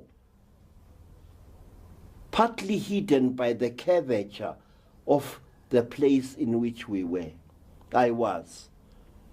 And there was something on that door, decorations or writing done in black against the silvery metal. And then, through the haze, I saw things moving. They looked like dolls. They looked so incredible that I couldn't believe what I was seeing. My mind faintly registered the spectacle. I wasn't even scared, just mildly surprised and stupefied. These things were moving towards me. There were 5 of them, and before I knew what was happening, one of them, the tallest and the largest by far, was very, very close to me. In fact, the damn thing, please forgive my word, was standing less than 8 inches away from me. It was short. It had a very large, round, hairless head. It had long black eyes, jet black eyes. It had small nostrils, no ears, and a slit of a mouth. Its neck was long, almost shaped like that of a crane. And the creature wore a garment which covered it from the soles of its feet right up to its neck. The garment reached up to the creature's wrists. Its hands were bare. The creature came towards me, and for a few moments we stared at each other, and I was conscious of a strange, revolting smell that emanated from the creature, a smell that somehow chilled the blood in my bones. I wanted to move, to run away, but my body would not obey the commandments or the commands of my mind. This creature was something to be feared, I sensed. There was something cold and unbelievably unfriendly in the creature's expression. It was a living thing, of that there wasn't the slightest doubt. It was human-shaped, but its face was utterly alien. For a moment we looked into each other's face, the creature and I, and then I noticed something. That the long black goggle-like things that seemed to cover the creature's eyes were really a kind of goggle. And behind the goggles, one could make out the creature's eyes, split pupilled and round. And I wasn't given enough time to dwell upon what I was seeing. As the other creatures came all around me, and the next moment a terrible scream was torn out of my lips as a burning pain seared into my thigh. I turned my head, forcing it to turn, and I saw that one of the creatures had buried something that looked like a flexible cable in my left thigh, and the pain was horrible. And even now, I remember that and much more with a shudder. But the agony did not end there, because the next thing that happened was that one of the creatures, a creature which looked very strange and unbelievably old, I noticed that its skin was peeling here and there, exposing a sort of a pinkish underlayer. There were peels of skin around the creature's mouth, near its left temple, and very close to where its ear should have been if it had been a human being. This creature pushed something into my nose, my right nostril, and there was a burst of pain that was so excruciating that I don't know whether I screamed or not. It was a maelstrom of agony. It was a storm of anguish. After that, my body just became numb. I could feel the creatures doing more painful things in parts of my body. They drained something from my organ of manhood, subjecting me to a deep feeling of horror, shame, and terror. And they did all this with a purposefulness that was almost blood-chilling.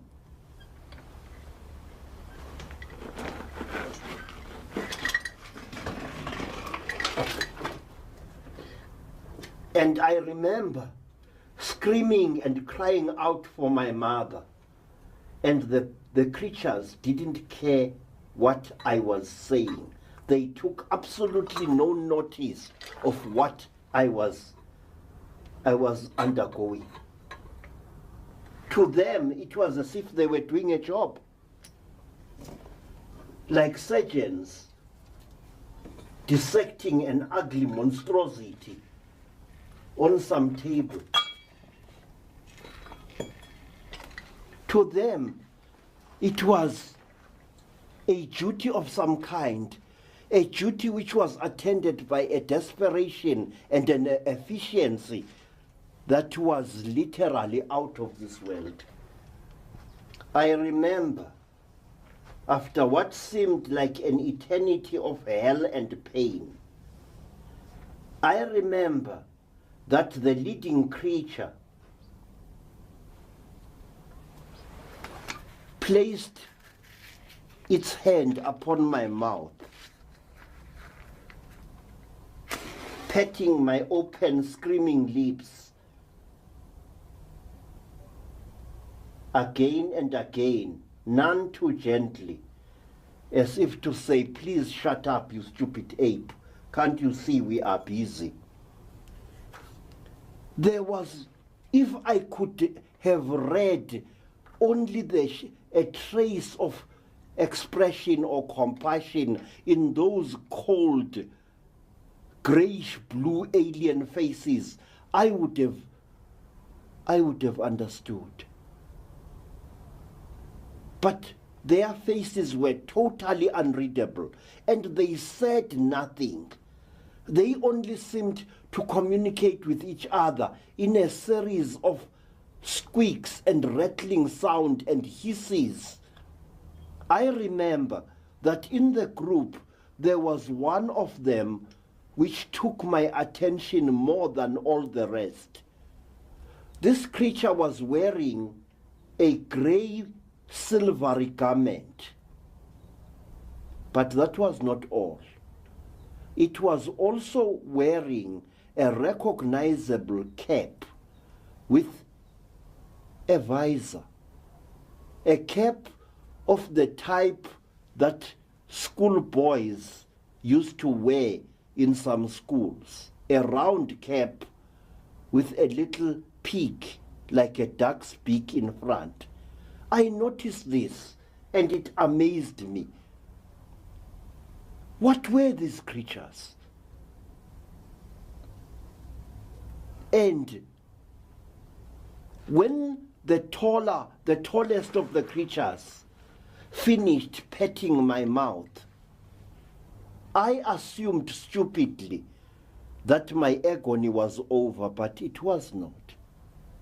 Because when human beings or strange creatures like those are busy torturing you. You are in extreme pain. Your pain knows no description. You cannot run. You are utterly captive and helpless. And these things are doing to you exactly as they wish. But when they stop torturing you, when they stop plunging things into your body, things that you don't even understand. Many times I wanted the creatures to tell me what they were torturing me for. What had I done? But they did not even say a word. They did not even make a single recognizable gesture of apology to me. They didn't. They just went about whatever they were doing. These creatures looked exactly like this. They are the type of alien creature that has been known and feared throughout Africa for generations. This creature is about 3 feet tall. It looks for all the world like a child who is on the last stages of dying of malnutrition. It looks exactly like this, and it has a strange smell which once you smell it, you shall never forget it. This creature is known by the Zulu-speaking people of South Africa as a mantindane. The word mantindane comes from the verb ntinda, which means to abuse, to fiddle with, and to torture by interfering with the victim's genitals and other private parts. This is an exact description of the Mantindan. It does exactly that. For hundreds of years, even mighty nations such as the Zulus, even powerful warrior nations such as the Botswanas and Xhosas lived in mortal fear of these creatures.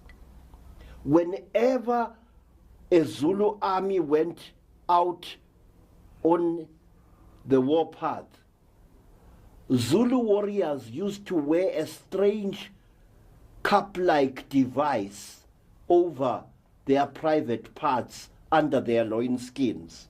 This cup-like device was very dangerous to a warrior in the heat of battle because it sometimes could get undone and get between the warrior's thighs, and cause him to stumble and fall, and so to get killed by the enemy.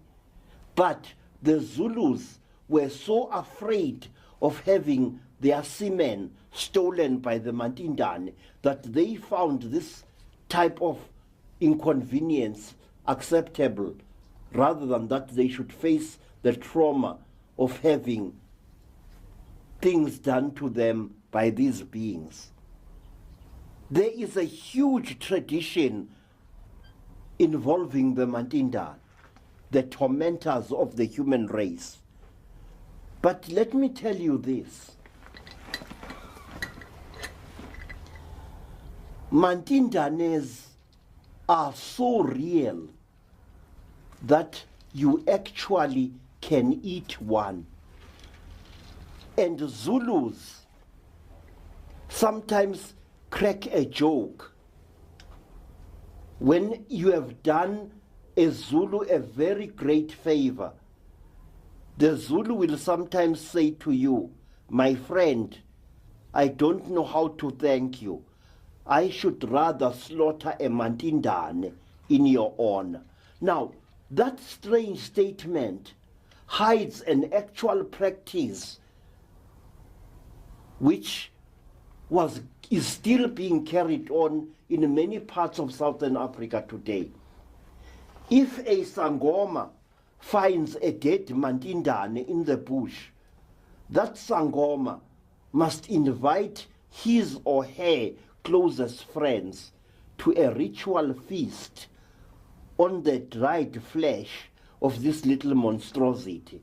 And people who have eaten the flesh of a Mantindane become inseparable friends afterwards. The creature's flesh is utterly tasteless.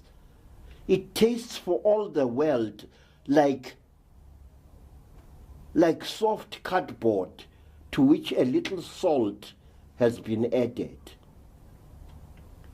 And if you have ingested the creature's flesh, then you must prepare yourself for great sickness.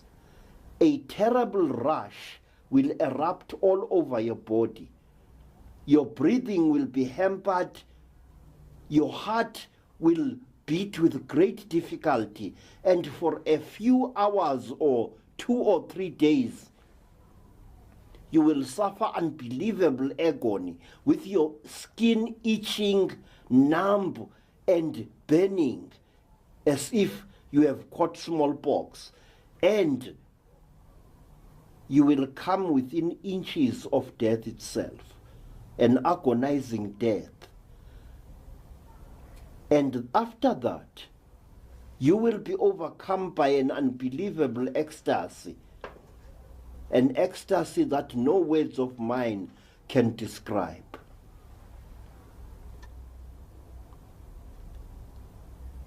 My friends, there are very great mysteries in Africa, and they are still there. They are still going on even as I speak to you. I will not dwell on this subject much longer, but let me tell you this, that after the Mantindane had finished torturing me, I assumed that my agony was at an end, but I was wrong. Because out of somewhere there came a very, very strange creature. A creature which shocked me all the more because it was amazingly human. The creature looked like a woman, a woman of very short stature,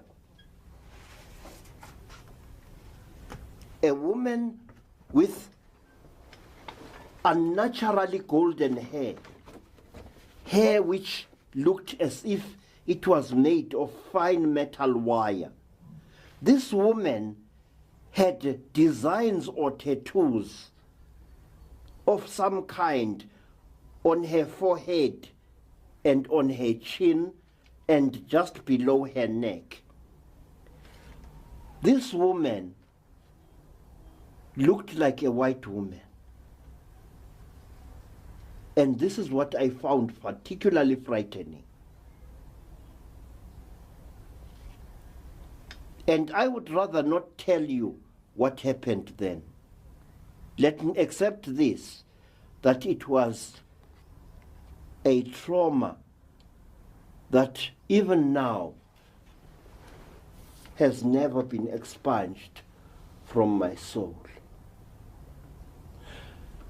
I was later to learn that this creature is the type of creature known by the Zulus as Ingupusana. The creature's features are strangely out of shape and ridiculous. Some types don't even have eyebrows above their heads, but their eyes are always piercingly blue. Their eyes never blink for one moment, and although its hair is a metallic gold on its head, the hair in its armpits and other parts is a bright, shining metallic red. I leave to your imagination to work out what this creature did to me. And please remember that those were the days in South Africa when apartheid was still ruling supreme. And I walked the valleys of South Africa afterwards, haunted by a double fear. The fear of the Mantindane and also the fear of being arrested by the police for having broken a strange law which was in force at that time. Let me tell you that after this strange, disproportionately shaped creature, a creature with an unnaturally long thorax and strangely short legs and long arms, I was forced off the table by the Mantindane and taken to see a number of things which even now make no sense to me. More than 4 decades ago, I saw creatures in what appeared to be glass jars, little Mantindane swimming like ugly little frogs inside pinkish fluid. I saw other things that I cannot even pretend to understand or to describe. And then I saw in another place a number of people, yellow people, black people, and white people, undergoing the same brutal torture that I had undergone. But then one of the people was a man. I came so close to him as to look down into his agonized face. He looked up at me and I looked up at him. The man was a white man.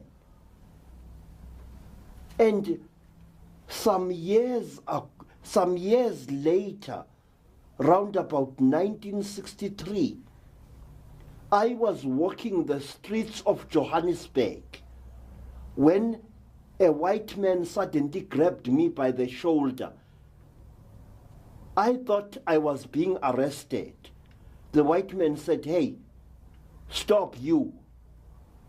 I stopped. He said, "Do you speak English?" I said, "Yes, boss, I speak English." And then he said, "Where the fucking hell did I see you before?"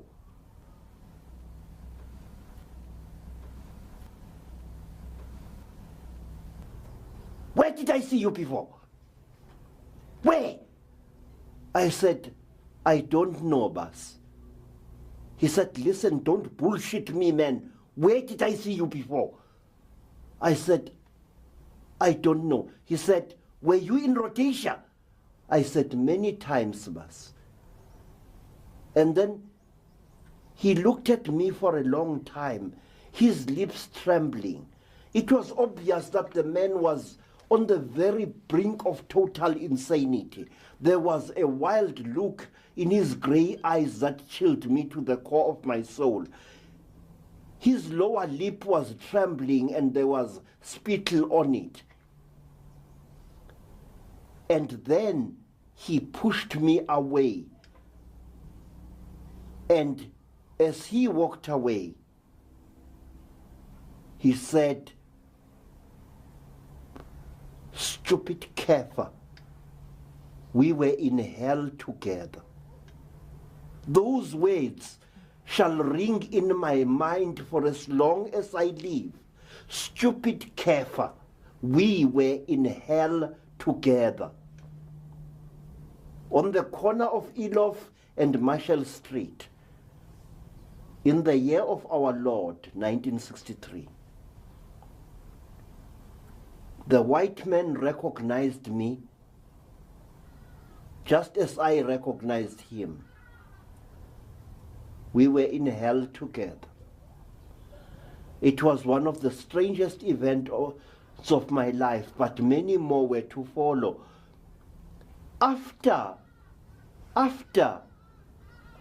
I had been released from my strange imprisonment and torture. When I found myself back in the bush, I noticed two amazing things. One, that I was barefooted. I noticed, two, that my clothes were back on my body again, but they were torn and dirty, and they smelt of the interior of the place in which the Mantindane had been torturing me. I remember that my brown trousers was severely torn at the knee and in over the left buttock. My khaki shirt was also torn, hanging almost in tatters from my body. I remember that I painfully made my way along a dusty path, hoping that it would lead me to a village or a kraal. I did not know who I was and where I had come from. My memory was a blank. And as I walked along that path, memory slowly returned. I was Credo Mutwa from South Africa. I was in the land called Rhodesia. And even as I walked painfully hobbling, I came in sight of a homestead, two rondavels, and a square building of mud. And as I approached the homestead, two dogs came at me like thunderbolts. One grabbed my left leg and tore my trousers with one bite of its jaws. I fell to the ground and feebly tried to fight off the dogs, but the animals appeared bent upon murdering me, and I did not wonder, because I smelled strange. A strange alien smell hung over my entire body. I was grey and ashen, as if I had rolled in an ash heap for a number of days. I stank and I was very dirty. My identity documents were gone from my pocket, and so were the keys that I always kept in my pocket. People came out to drive away the dogs, and one of the people, a man, recognized me, and he escorted me towards a distant village where he had seen me living. It was the home of my teacher, a lady of the Makaranga tribe. The man asked me where I had been. I said I did not know. The man told me that I had been missing for 3 days, if not more, and that the tribal police had found my boots on the mountain slope, but the boots had not been unlaced. It was as if some force had sucked me out of both my boots and socks, leaving the footwear and the socks standing there in the veld. It was this that had shocked the denizens of the villages. When I returned to my teacher's home, once more every dog made for me. One actually gave me a painful bite on my right calf, on the calf of my right leg. And then people ran away, some of them, at the sight of me. And it was only my teacher, Mrs. Moyo, who had the presence of mind to take me into one of her huts to have me bathed for over 2 hours in soap and warm water to remove the layers of dirt that now covered my body, and also to remove the stench that hung over my whole person. I was smeared with brilliantine from head to foot in order to kill the awful alien odor that hung over me. And I got sick for 2 whole years, hovering on the brink of madness. Such was the trauma.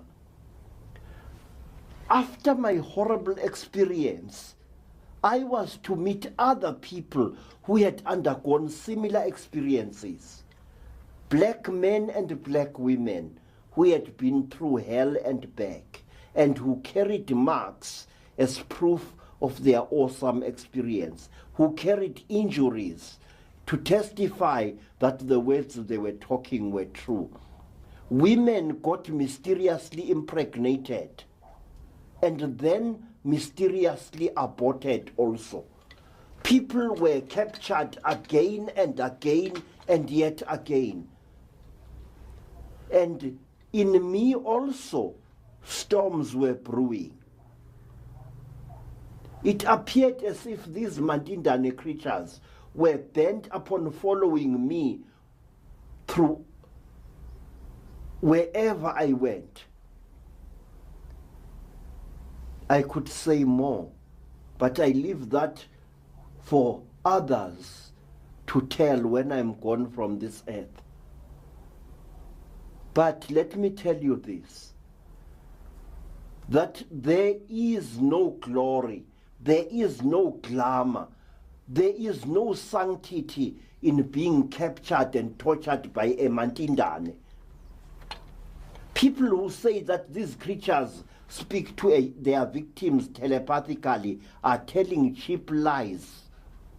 These creatures do not talk to you. Strange pictures are instilled into your mind. Pictures of the end of the world. Pictures of seas polluted almost to an inky blackness, where not a fish nor a bird is to be seen. Pictures of a landscape turned dry and dead, with the trees forever frozen, leafless and dead, on a landscape which is as hard as granite. Pictures of poisonous, dark yellow clouds swimming across the blue and poisoned skies.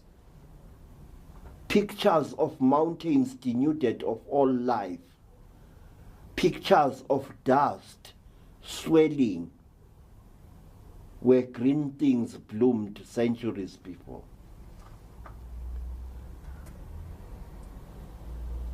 When you have been captured by the Mantinda, you want to find out exactly why this happened to you. As a traditional African, I am taught to accept this, to only know that for some reason I had been chosen by these godlike creatures for some kind of sacrifice. But I refuse to accept this. And so I went from people to people, from group to group, trying to find comfort, hoping to find sense out of something that really made no sense. And then one day, I was fortunate enough to correspond with a white lady called Elizabeth Clara, who went a long way in trying to make me understand what had happened to me. But my mind was still not satisfied, and it still is not satisfied. I want to know the reason behind the things that the Mantindanes do. I am not one of those who believes that these Mantindanes are experimenting with us. There is too much purposefulness, too much efficiency behind the whole thing. These creatures are harvesting us for some reason. And they are harvesting not only human beings but also animals as well, because they often molest and mutilate animals in the African bush. And each animal that has been molested and killed by the Mantindane is known by a number of facts. One, the animal never rots in the bush as it lies dead. It simply dries up as hard as a board. The many scavengers, the crows, the vultures, and other carnivores that devour dead things in the African bush never touch an animal, whether wild or domestic, which has been killed by the Mantinda. They never do. And if you observe the carcass of such an animal on a dark and moonless night, you will notice that in many parts of it, there is a strange, eerie glow, clearly recognizable in the starlight. What it all means, I do not know. All I do know is that somewhere out there are creatures of an extremely high intelligence, creatures that have haunted the lives of our remote ancestors for hundreds, if not thousands of years, creatures that still haunt our lives at this day and this hour.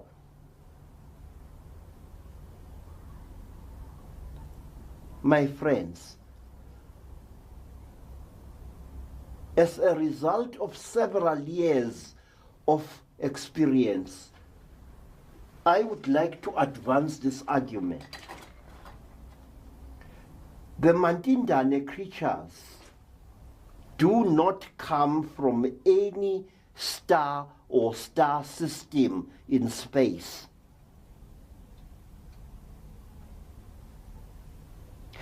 I say that these creatures come from our future. Why do I say so? Because this creature arrives on Earth completely protected by a helmet and a suit of what looks like metal, flexible metal of some kind. The creature's hands, feet, and head are completely protected against our Earth's atmosphere. So is the Ngadlangadla here. It is completely sheathed in heavy metal. But with the Mantindane, the story is different.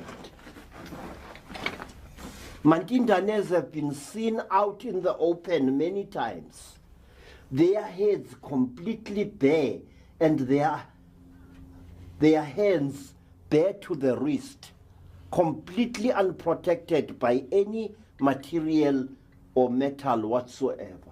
These creatures walk through our world as if they own it, a world in which there are so many poisonous substances. You will find Mantindanes bareheaded, their hands completely uncovered, in a world where logically they should be covered from head to foot. These creatures, furthermore, are capable of impregnating earth women. They seek fluids and flesh from us human beings. If these creatures were a species of creatures from some far planet, they wouldn't do that. they wouldn't be able to impregnate our women. They wouldn't be able to do what they are doing to us. These are our descendants. And when you have been worked over by them, you will understand that what they are doing to you, they do it with angry consciences. They are taking revenge upon us for what we have done to our future a few thousand years from now. And I am firmly convinced of this, and all things that have happened to me since that terrible day have served to confirm that these are our descendants, not aliens from some far galaxy, no. Now, one last thing, let me tell you. There is a race of alien creature to which the Ngupusana creature belongs. A race of creatures who are tall, with metallic golden hair and bright blue eyes. These creatures are often seen in Africa. They are known all the way from the Congo Republic right down to Ciskei in South Africa.